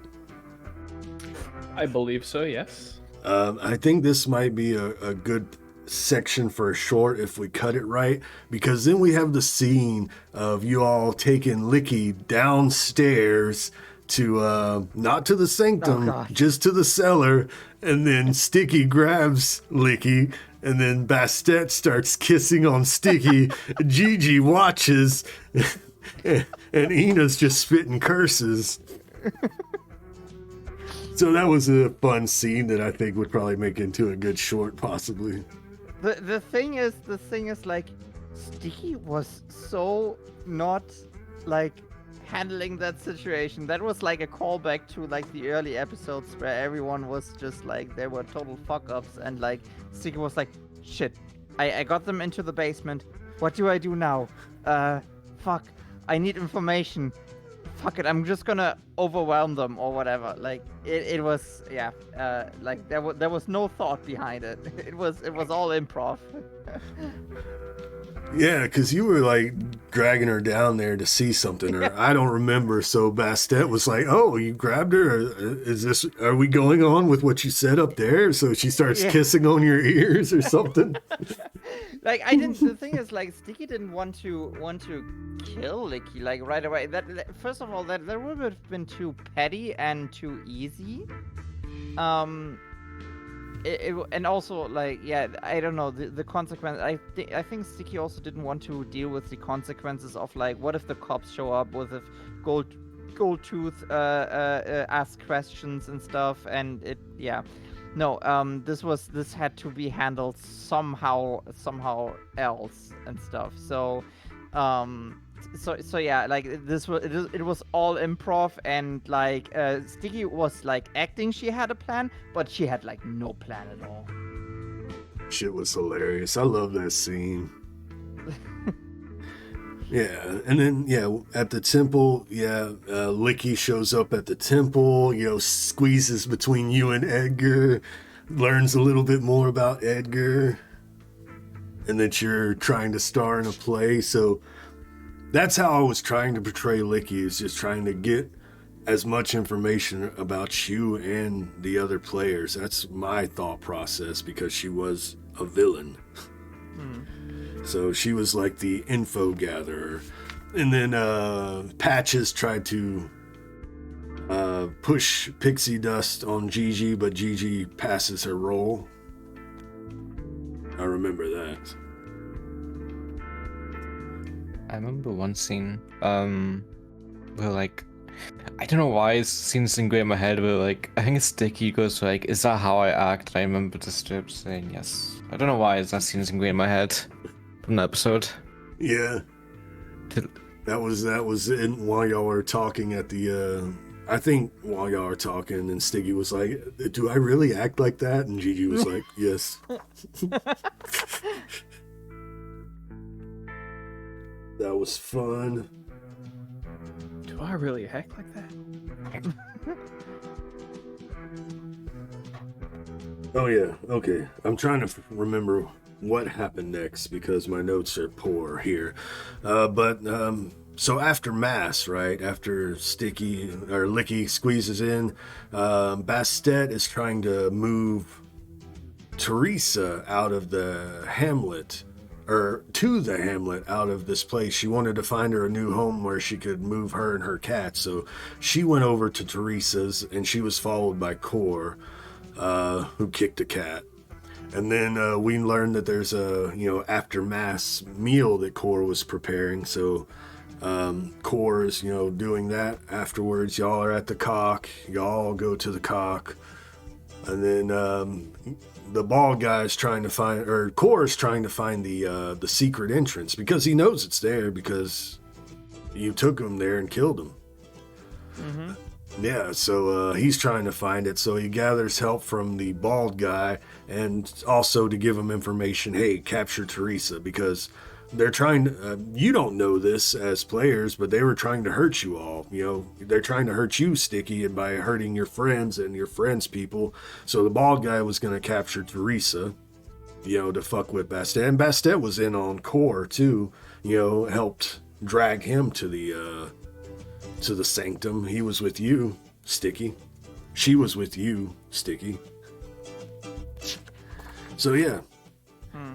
So that's And Sticky was also like moping in the sanctum actually. yeah. That's why actually like Sticky heard like the rumbling and stuff like 'cause That's she was right. she was just depressed and just sad and like looking at the ceiling and then like the whole like stuff like what the fuck who is disturbing me in my sadness basically. Right. And then you heard the other sisters are sus about this, so they follow Core and the bald guy down there, and then you open the door, the secret door, Sticky, whenever you hear their voices, and then the ending of that episode, we hear Core's original Christian Oliver voice. What's all this then? And this is where he transformed into this new Yes. thing. And this is where we knew that it was all Christian from the first episode. And back then, I totally forgot about him, actually. I totally forgot that he existed. My hero forge is still up. I know, give me time. I'm No, old. no, I'm you old have to and do it slow. all at the same time. No. Why are you not fast enough? I'm Yeah. old. Old. Ah. Oh But yeah, man. this is why the only reason why Bastet dies was because he had 4 attacks. This is all Why- Rainer's fault. Yeah, Raina gave him 4 knives, 4 attacks. God damn, Raina, you killed Bastet. How do you live with that? I'll go ahead and change the music. We're still on the Sticky arc, though. Sticky arc lasted 2 episodes, but yeah, we start off with combat with Core. We start off with, we do have a flavor scene. This is where where I show the Sticky with the Goblin boss. Oh yeah. Back then at my old clan. Yeah. So since we didn't really like talk much about it, but like Mally came to me with like, so how was like why was Sticky like what was the clan like? Because I had a clan idea, the Acid clan, and I was like just basically like giving Mally the so the clan is like hard work, hard party, but like Sticky always just wanted the party part. So basically that's why she left the clan, because she didn't want to work. So she was like really lazy, because like it was not the work that she wanted to do. And like coming to Vanderbrunn, coming into the city, that was like where she found her real passion work, the passion for passion. So I was like, I need to work with that, So work hard, but Sticky wasn't part of that. So how do I do this? Acid Clan, they're probably making drugs, right? I think you gave me the idea for, So I was like, okay, so Sticky was supposed to be working in a drug lab with Licky and Licky's partner. I came up with Licky having a partner, and I was like, okay, maybe Sticky's negligence led to Licky's partner's death. That's why she wants revenge. So how do we do this? Oh, Sticky was supposed to, take care of the lab equipment, and she didn't do it. She sucked her way out of her work and left for the day, saying that she did take care of it earlier. And so the lab equipment not being clean caused an explosion, which took the life of Licky's partner. Which I'm very, very, like, me as a player, oh god, I feel so bad for them, but it's Sticky is a fuck up. Sticky is a very bad person, actually, or like lazy person. I don't know. Like, I mean, she wants the yeah, she actually, Sticky is the lazy goblin. Although she's very she's very hardworking actually for her personal goals, which is to finally be recognized by by Daddy Devil. Devil. But you know what? Yeah. She was Acid Clan through and through all along. She didn't know it. She was just in the wrong profession because she does Oh, yeah. work hard. She does Yeah, work actually, hard. Yes. Actually, you're right. Need that big demon lord cock. Now remember, Rainer, this is the devil. The demon lord is different. Yeah. Not the demon lord, the devil lord, if anything. Yes. Yeah. And then so after the flavor scene with Licky and such, we have the combat with Core. Which, yeah. This is where I put my notes away because everything after the combat I had to make up on the fly. Mm-hmm. So, Yeah, who would have thought that you actually kill one of us? I That's mean, kind of fucked up. it is Demon Lord. It probably should have happened a long time ago, but I don't know. Yeah. Let's step say on la vie. stream. Yeah. But like, it was such a beautiful episode. Honestly, like the whole funeral and everything. Yeah, improvise a funeral. Was not prepared for that. Yeah, so you fight with Core butchers Bastet. And I forgot a thing that I wanted to implement in case a character died. So future, if a character dies, I will try to implement that. But I am glad I didn't remember because I think, like you said, it turned out most excellent. The death was great. Twixie, Eena dragging the body of Core and dismantling him with chaos magic. I see Simple crying, yeah, GiGi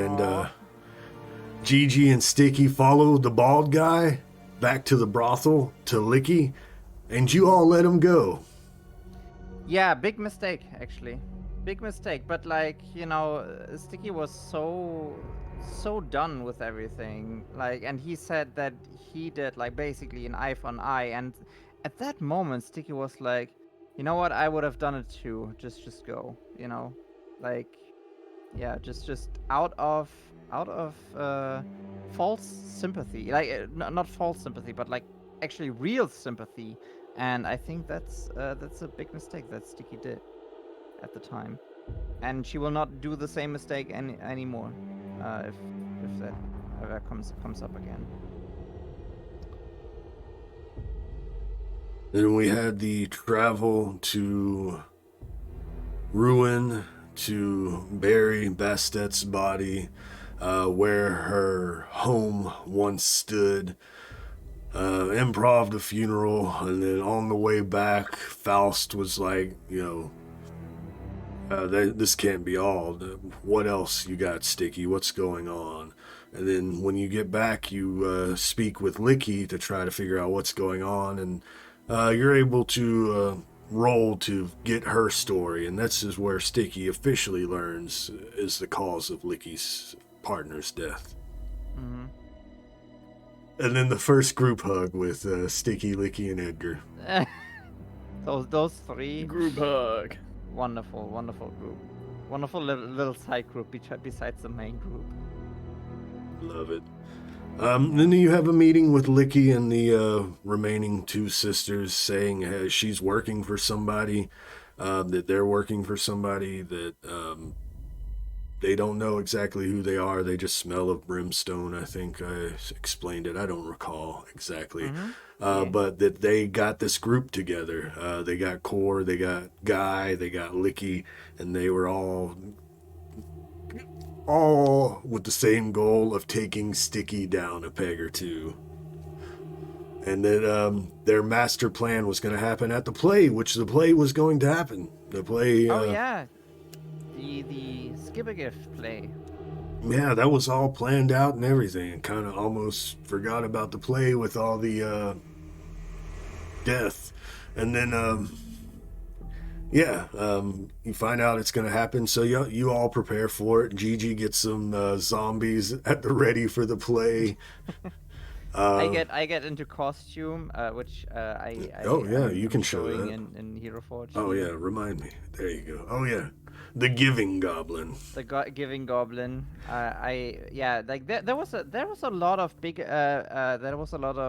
back and forth between us about the play, like how do we want to do this, and like what kind of story do we want to satirize, basically. And I think we kind of just came up with our own stuff. Yeah, because, yeah. Like, it was just so much more fitting because like we wanted to have something.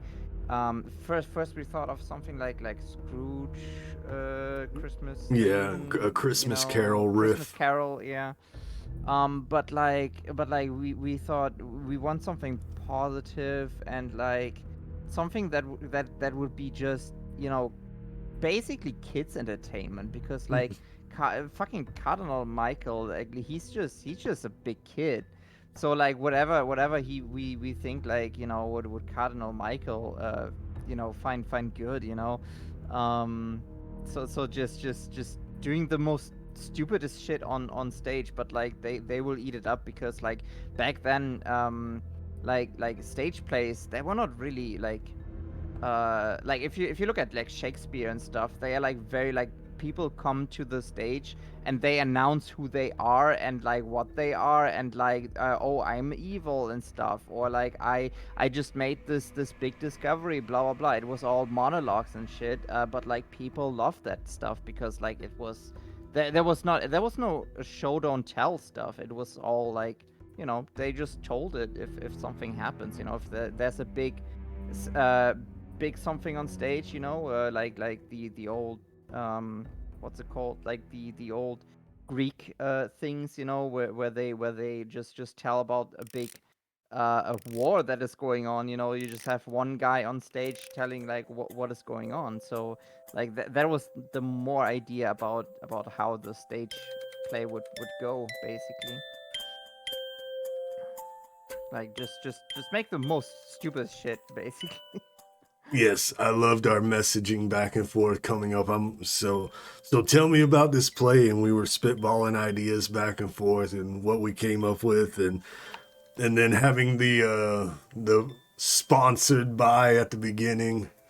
Yeah, so I mean, I cannot remember like everything of it, like what we talked about, because it was just so much. But like basically what we said, like, you know, since we want to promote toys with it, you know, have like the whole capitalism thing in the foreground, basically, but everything disguised, you know, because like I wanted to introduce Christmas into the world of Shadow of the Demon Lord. So this is but like how can we pack this into like, okay, so but like we need something something that gives the church also you know, money and stuff. So what if we bless the toys, you know, and if the parents buy the most expensive shit, the most expensive toys, you know, from maybe that toy maker or whatever, then Skibbergift will bless the gifts, and it's all about the children. But like actually it's not. It's all about, you know,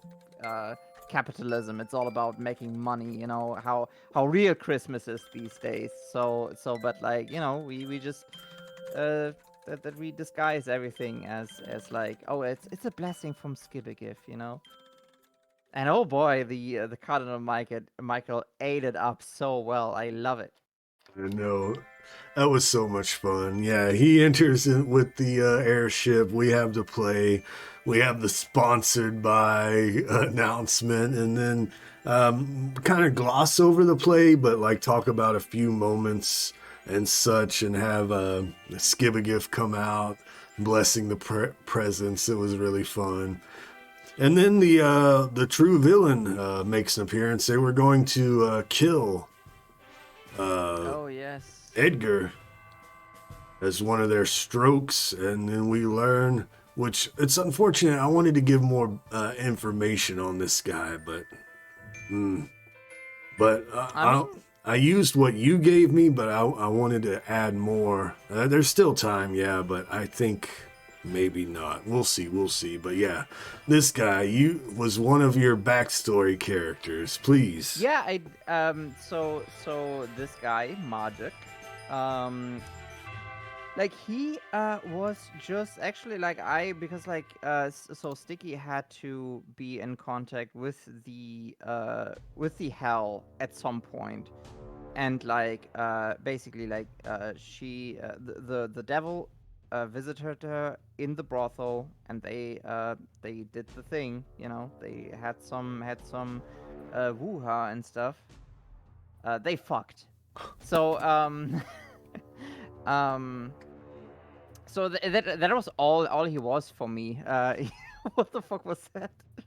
um that was all he was for me. Like he was the devil who fucked Sticky, and Sticky was like, oh, devils fuck really well. What if the real devil, like the over devil, the Diabolus, you know, he must be the most uh the most pleasurable man in existence. So that's how she fell in love with Diabolus, basically. And that, like, I didn't give him like any thought, actually. Like, he was just there, you know. Maybe I meet him in hell again or whatever. I thought he would have left the plane or whatever. But like that, you make him into a villain.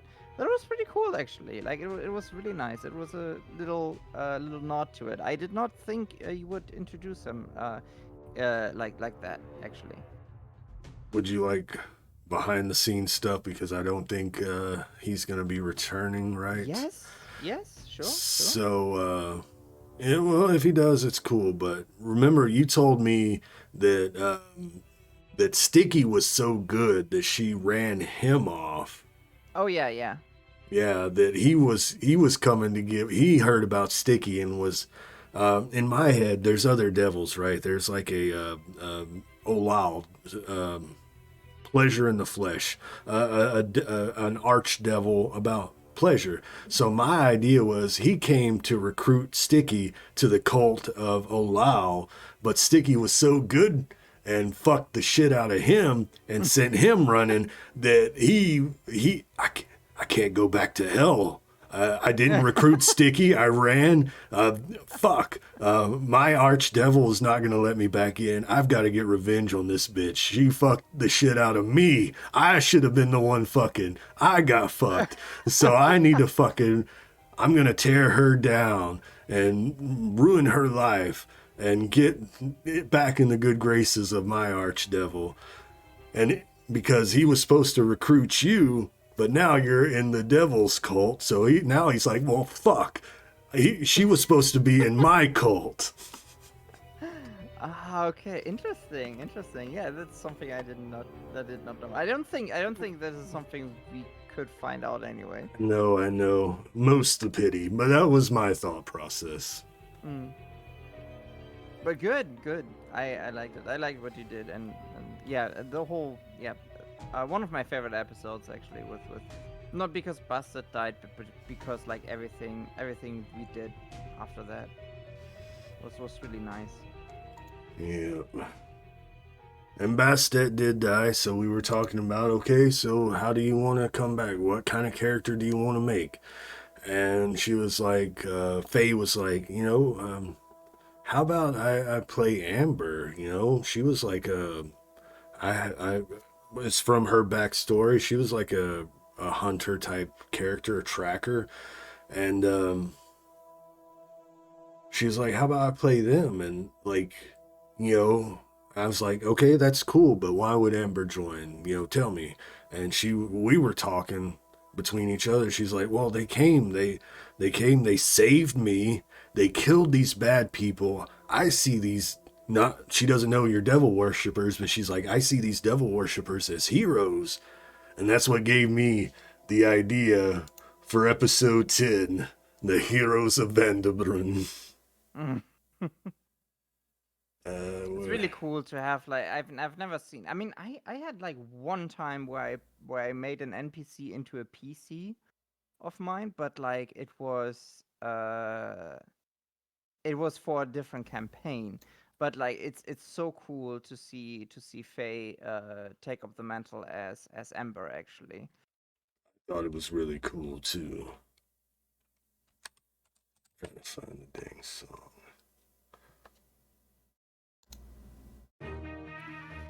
Well, that's not too loud. It probably is. Turn it down.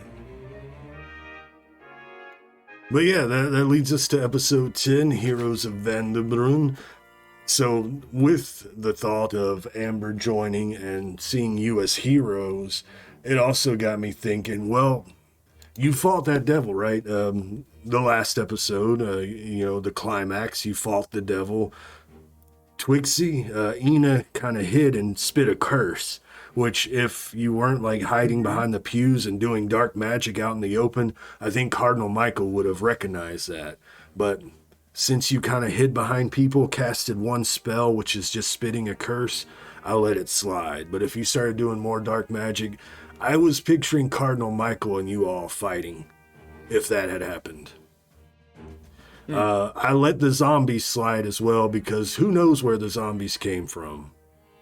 They were cloaked figures in the play. I liked what you said, GiGi. Maybe they were the devils. He just lost control of them. Yeah, that was really clever. You could never kill Cardinal Michael. He's a saint. Oh, no. No, we cannot kill Cardinal Michael. Like, if anything, Cardinal Michael needs to, like, Disney villain death or something. Like, just fall down a cliff or something. I don't know. Like, if anything. Or he's still alive, but, like, everything around him is, like, like, his whole world is, like, broken or whatever, but, like, yeah. Damn, that's dark. Yeah, I know, right? But, like, yeah, I don't know, he's a fool. I don't know. Maybe he gets best to boy. hell himself, just getting to hell and, like, living a life there or whatever. I don't know. He's the best boy. But yeah. So the combat, you killed this devil. A few people died, but you were able to kill the devil. Cardinal Michael, takes Dua and is like, you saved the play of make Skib Givings an official holiday, takes Dua and leaves. And with the hero thing, I'm thinking, okay, so Amber believes you're heroes, right? Because you came to the hamlet and saved her. What if she arrives while y'all are getting hero medals or some shit for fighting that devil, and then it's gonna be like really ingrained in her head, right? They're fucking heroes. So that's how we started. I'm gonna have to pull up honestly, in my headcanon, Amber actually knows that we are not really heroes, but she kind of goes along with it now because in her eyes, we are heroes. We saved her and stuff, but like, she knows that something is off, but I guess they are good people or something. Like deep down, she believes we are good people. And then two more models. More Rainer models. So I didn't want to spoil that you were going to be meeting the Duke. So I didn't want to get you to make a Duke model, Ruby. So I asked Rainer, hey, could you make the Grand Duke? I sent him an image. There's an image in one of the PDFs. Nothing fancy. And gave him a little bit of an idea. And it's like, hey, could you make an advisor as well? Make him look like that one dude. What's his name? John Waters. He's an old actor or whatever, but he has that pencil thin mustache. I was like, oh, make him look fucking hateable. Sorry, John Waters. But I was like, make him look just hateable, kind of. And he gave this, and that's such a beautiful fucking face. I love to hate that face. No offense. Reyna's so fucking good with these faces. Like, I take big inspiration from them, actually. Like, again, next season, I want to do better faces also. They're just so good, so full of character, really. But yeah, we have a little. We don't have a. We actually open. Sorry, we open with Eena. And this is the first time I use my cam as a DM, so I can like really try to get the idea of what's going on. Three Banes kind of shit going on. But we get the scene where you get that experiment. Tell us about your little experimentation, Eena. So is this the one with the because there are two. Is this the one with the soul? Yeah, this is the one where you were bound a soul. Yes. So Oh, yeah, I guys. can't. Hey guys. Just noticed we are sorted by size. Oh my god, this is the first time that I'm the largest goblin. Yes. No, I mean also like actually the size of the chest actually. Is that why Nim's at the end?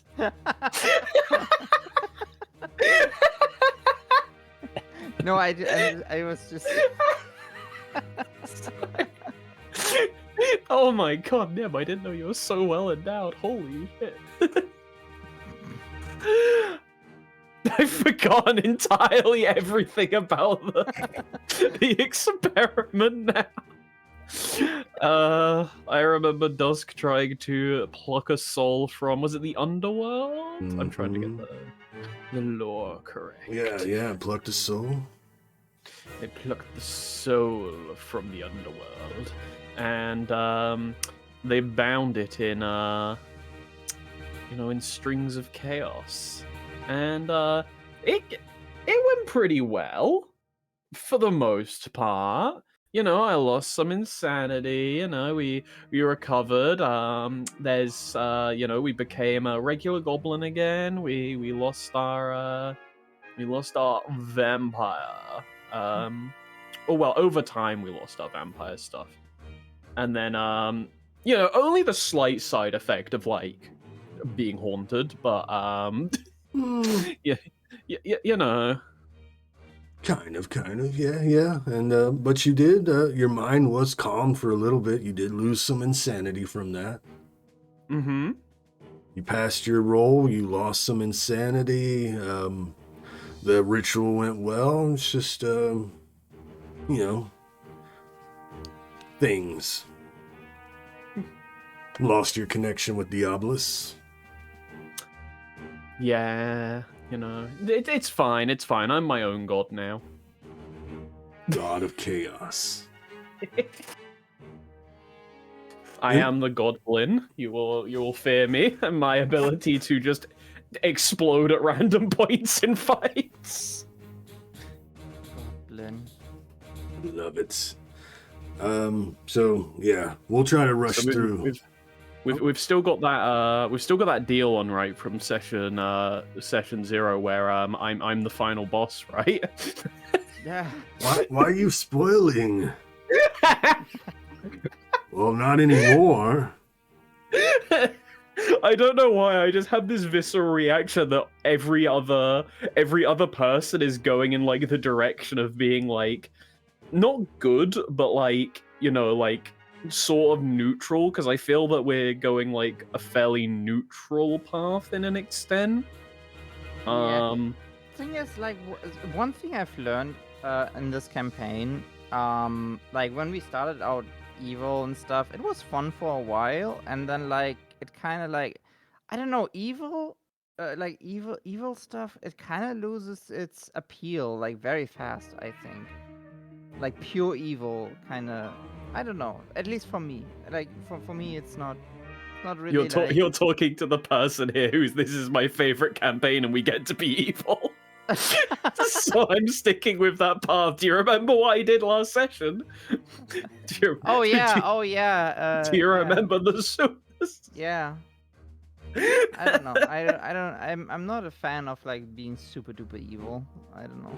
But I think you said it good in after episode 7 that you're bad guys fighting evil guys. Oh yeah. Just we are bad because guys you are a fighting bad evil guy guys. doesn't mean you are a bad guy. Fuck that kid, I'm going. I hate him. I hate him almost as much as I hate Stuart Little.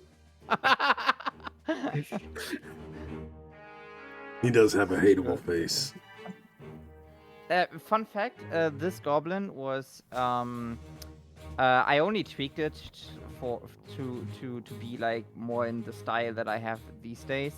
But basically, this was my first model when Face Customizer came out. Like my first face that I did for Face Customizer, but like remastered basically. So yeah, you killed my first goblin that I ever made with Face Customizer. Congratulations. But that was in the next episode. Like I said, Oh, we yeah, are right. we are hitting the 4-hour mark soon, Yeah. so I'll try to push this along because I don't want to keep you all for very long. So we had the Eena scene, we had the throne room scene, and then y'all meet up at the Cock and talk with Amber. You know, have a little side meeting and like talk about possibly, you know, playing into the hero thing. I think that was then. And then I split you up into scenes again, the individual scenes. We have Sticky in the brothel with Licky and Edgar. Edgar giving you a payment for playing the Giving Goblin, and y'all start talking about plans about what you're going to do with the new land you're granted, which I forgot to say as well. You were granted land as well as being heroes. And y'all start talking. This is where the this isn't where the amusement park idea starts. I think that's when the group meeting with the players. But, you know, you get your payment. Talk about playing Skib-a-Gif on Skib Giving Eve. Skib. And and then we have the Duskina scene. Dust checking in on you, making sure you're doing okay. Everything's fine. Then we have Faust and GiGi scene. Faust saying, hey, you should take over. I'm training you more to be a leader, GiGi. Because I know, GiGi, you were telling me you didn't know how you wanted to go with your character. And I thought, maybe I will push a direction. And you've said you've liked how it's been going, you know, being more of a leader. So how are you liking that? It's cool. I don't know if, like, I don't know if I'm doing, I don't know. I like it. I'm vibing. Hey, as long as you're vibing. So you have that meeting, right? And he's like, you're going to take over confessionals from Hopeland. Just Fernando's face to him. That was a funny scene. Let's see. And then Amber and Teresa. Amber meets Teresa. Teresa's like, I won a lottery, but nobody's come and helped me move. What happened here? Because Bastet started that thing, got her packed up, and then got killed. And that lady hadn't seen Bastet in a few weeks, you know, helped her pack up and then disappeared. So you all decided you wanted to help move Teresa to the hamlet of Ruin. It was a beautiful scene, too. Twixie had sent me these images, and I was like, I'm going to at least incorporate one somehow. Oh yeah, not everybody's online. I don't know why I'm trying to share. But yeah, so I cannot go in can't because see gamer. the thing is I wanted to tell you in the break that that remember we did like we did a test game and stuff. Yeah. I don't have the password anymore for the game. okay. Well, this is So I can't go in. So well, you need to go to the tiers or the MoG game. It's still the same MoG game. You would have to yes, put. but there's a password in it, and Oh, you don't I remember can't the go in. MoG Yeah, password. I don't remember the MoG password. Oh, it's all good. It's all good. I'll send it to you later. It's not pertinent for now. But this image here, as soon as Twixie, you sent me this, I'm like, I have to incorporate this somehow. So when y'all decided to move Teresa back, I'm like, oh yeah, I'm going to end with Teresa, you know, describing the image of Teresa walking up to the grave and seeing the little fey creature. My only regret is I should have closed after the fey creature floated in her arms and she was like, oh, you're such a doll. I should have closed with, I know just what to name you. Aww. But c'est la vie. But that was a sweet, sweet moment there.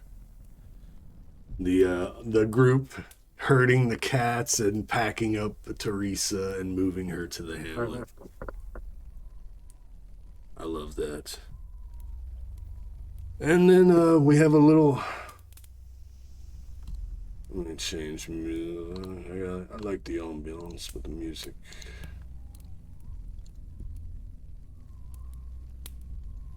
Yeah, so, and then there's like a little montage of like Amber doing random minor hero stuff, and then you all like getting a lay of the land, trying to come up with ideas, and this is where the amusement park idea comes up.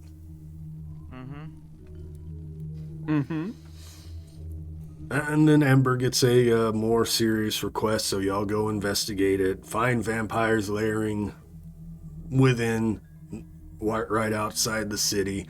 A quick combat where Sticky cuts one down like that. Y'all run, go grab mirrors.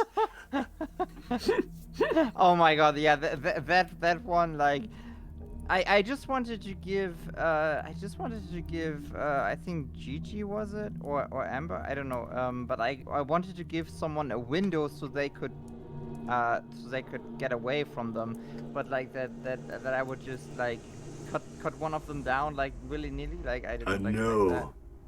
Rolled so good. Then it was daytime, so y'all went and got mirrors and did some mirror tricks, and we just described it, and that was cool.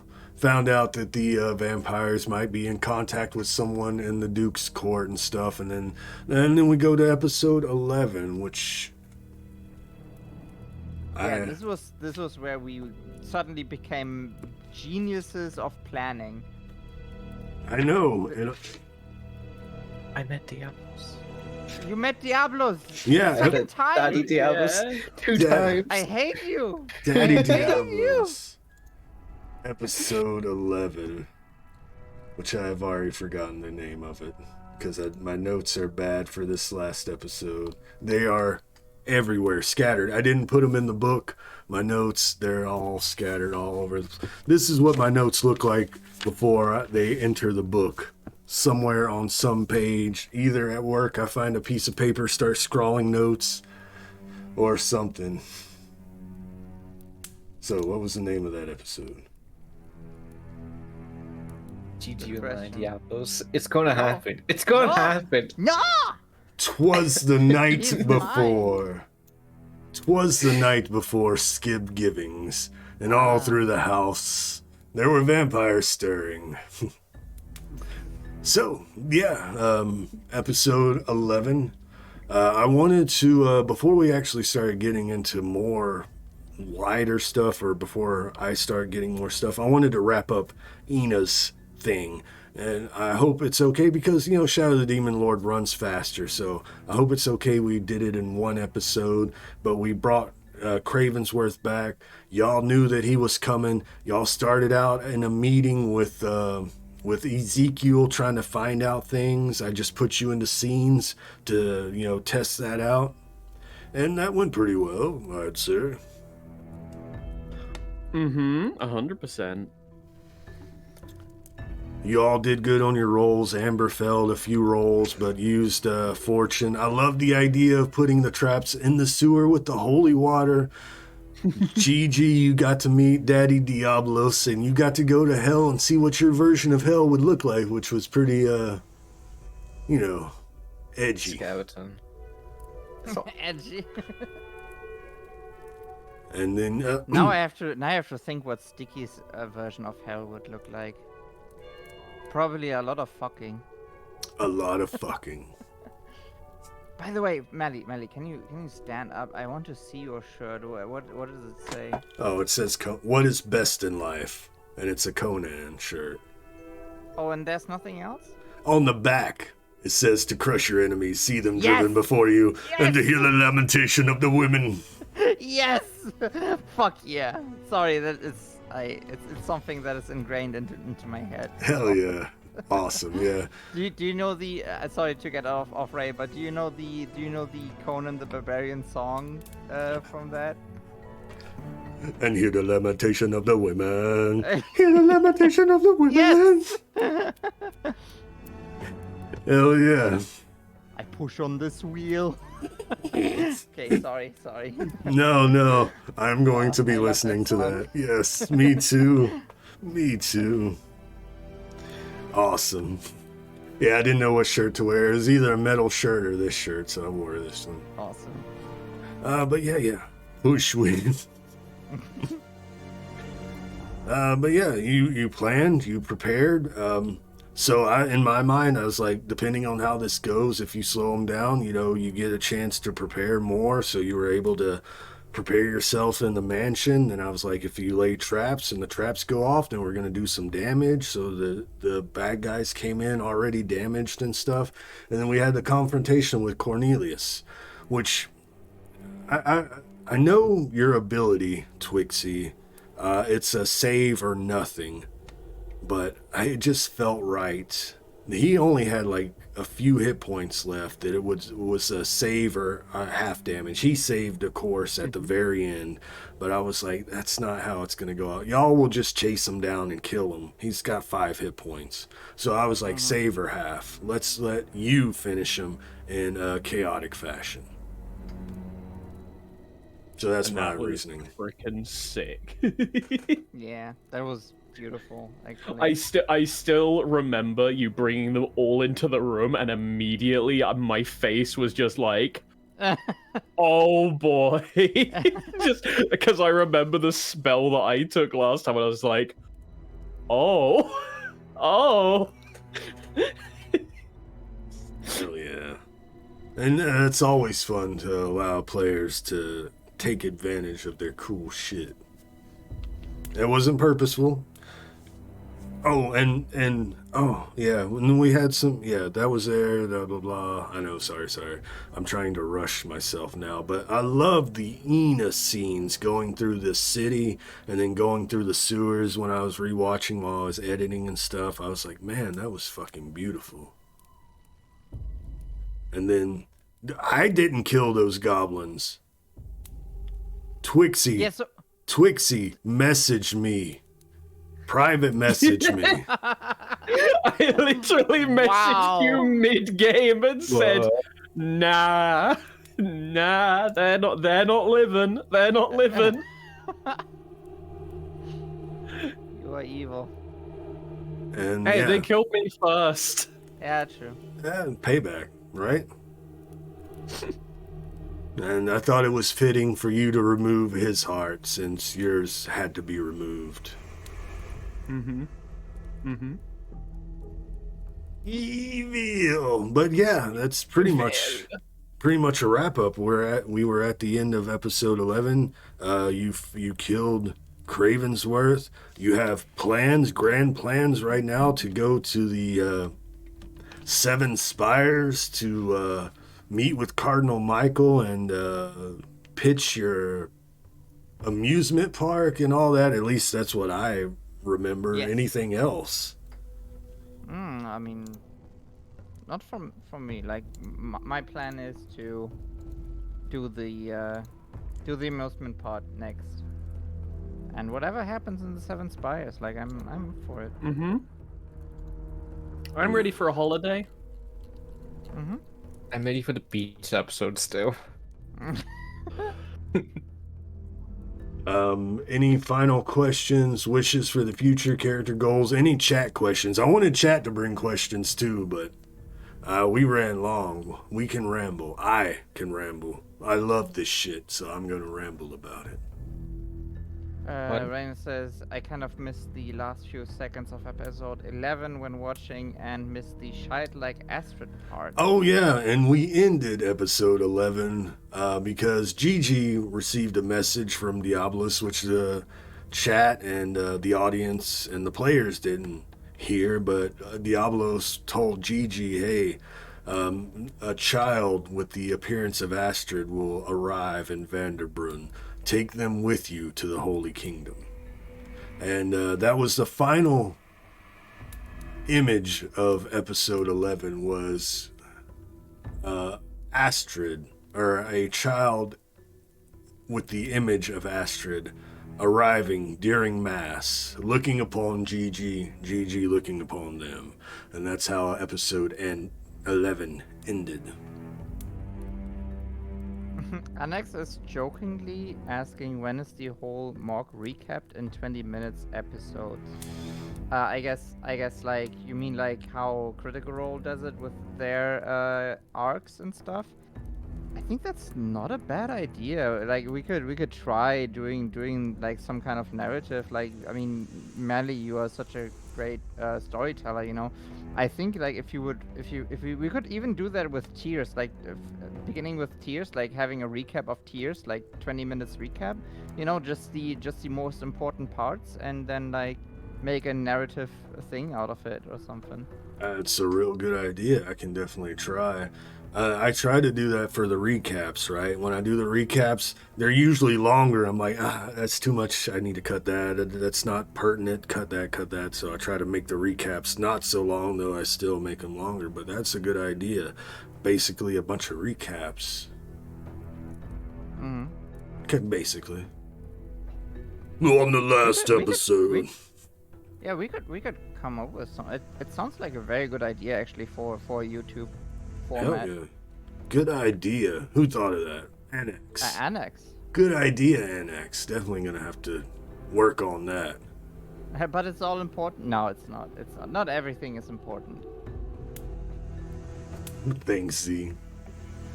But yeah, I think I should probably start looking for a raid target. Any final questions or comments, players?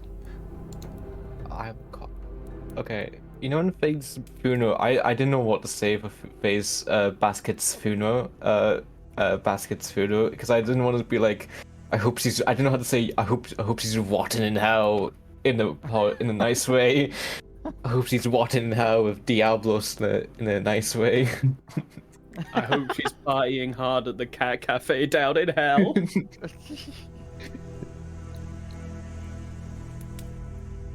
Yeah. That's beautiful.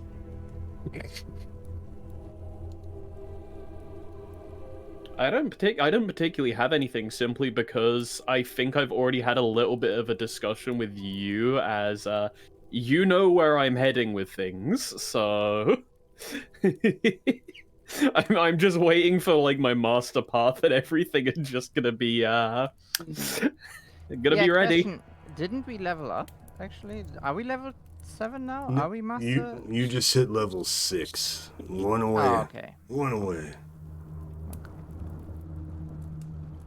Because I wanted to like, oh, when should I do the level up? But like, no, we are not level 7. Okay, cool. And at some point we will all have to get together and talk about season 3 of Shadows Fall, whatever the subtitle is going to be. Unknown subtitle. Shadows Fall, unknown subtitle.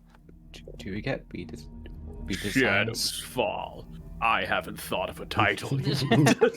Work in progress. Hell yeah. Imagine that, but we're like a construction crew in Lidge. That would be kind of cool. Work in progress. And it just become a sitcom, you know, Yeah. like Parks and Rec.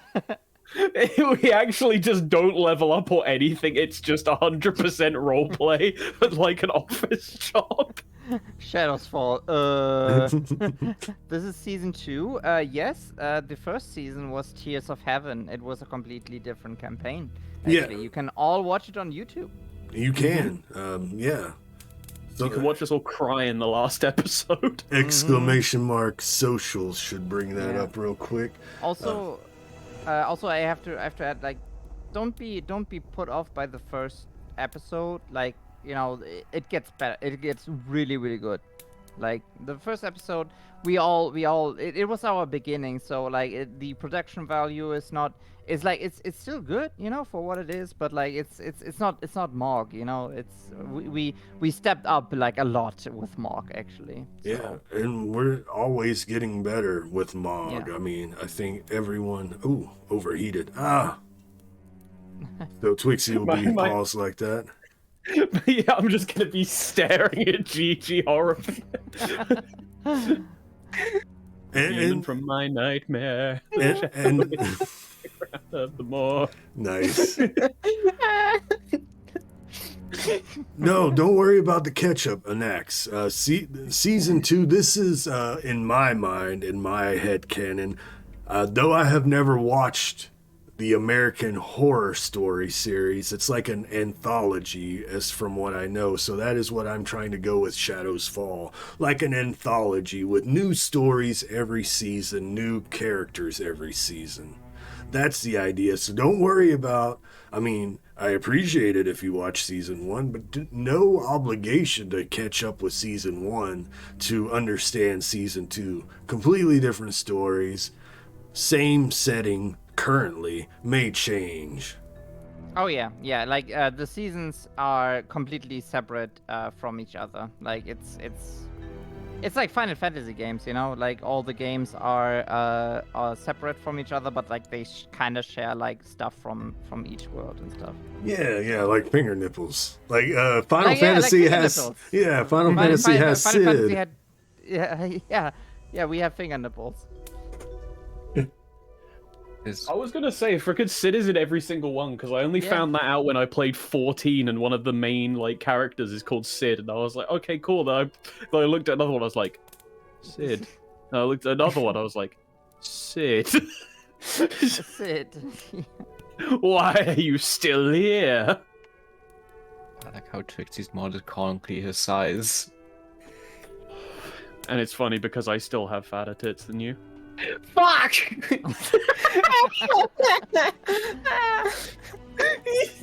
Flat is justice.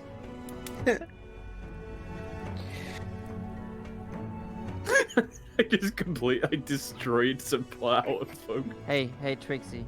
What? Stuart Little. I fucking hate that! See, it's too little size. Finger nipples are like chocobos. Got it. Kind of. Finger nipples is the beetle of this world from Zelda.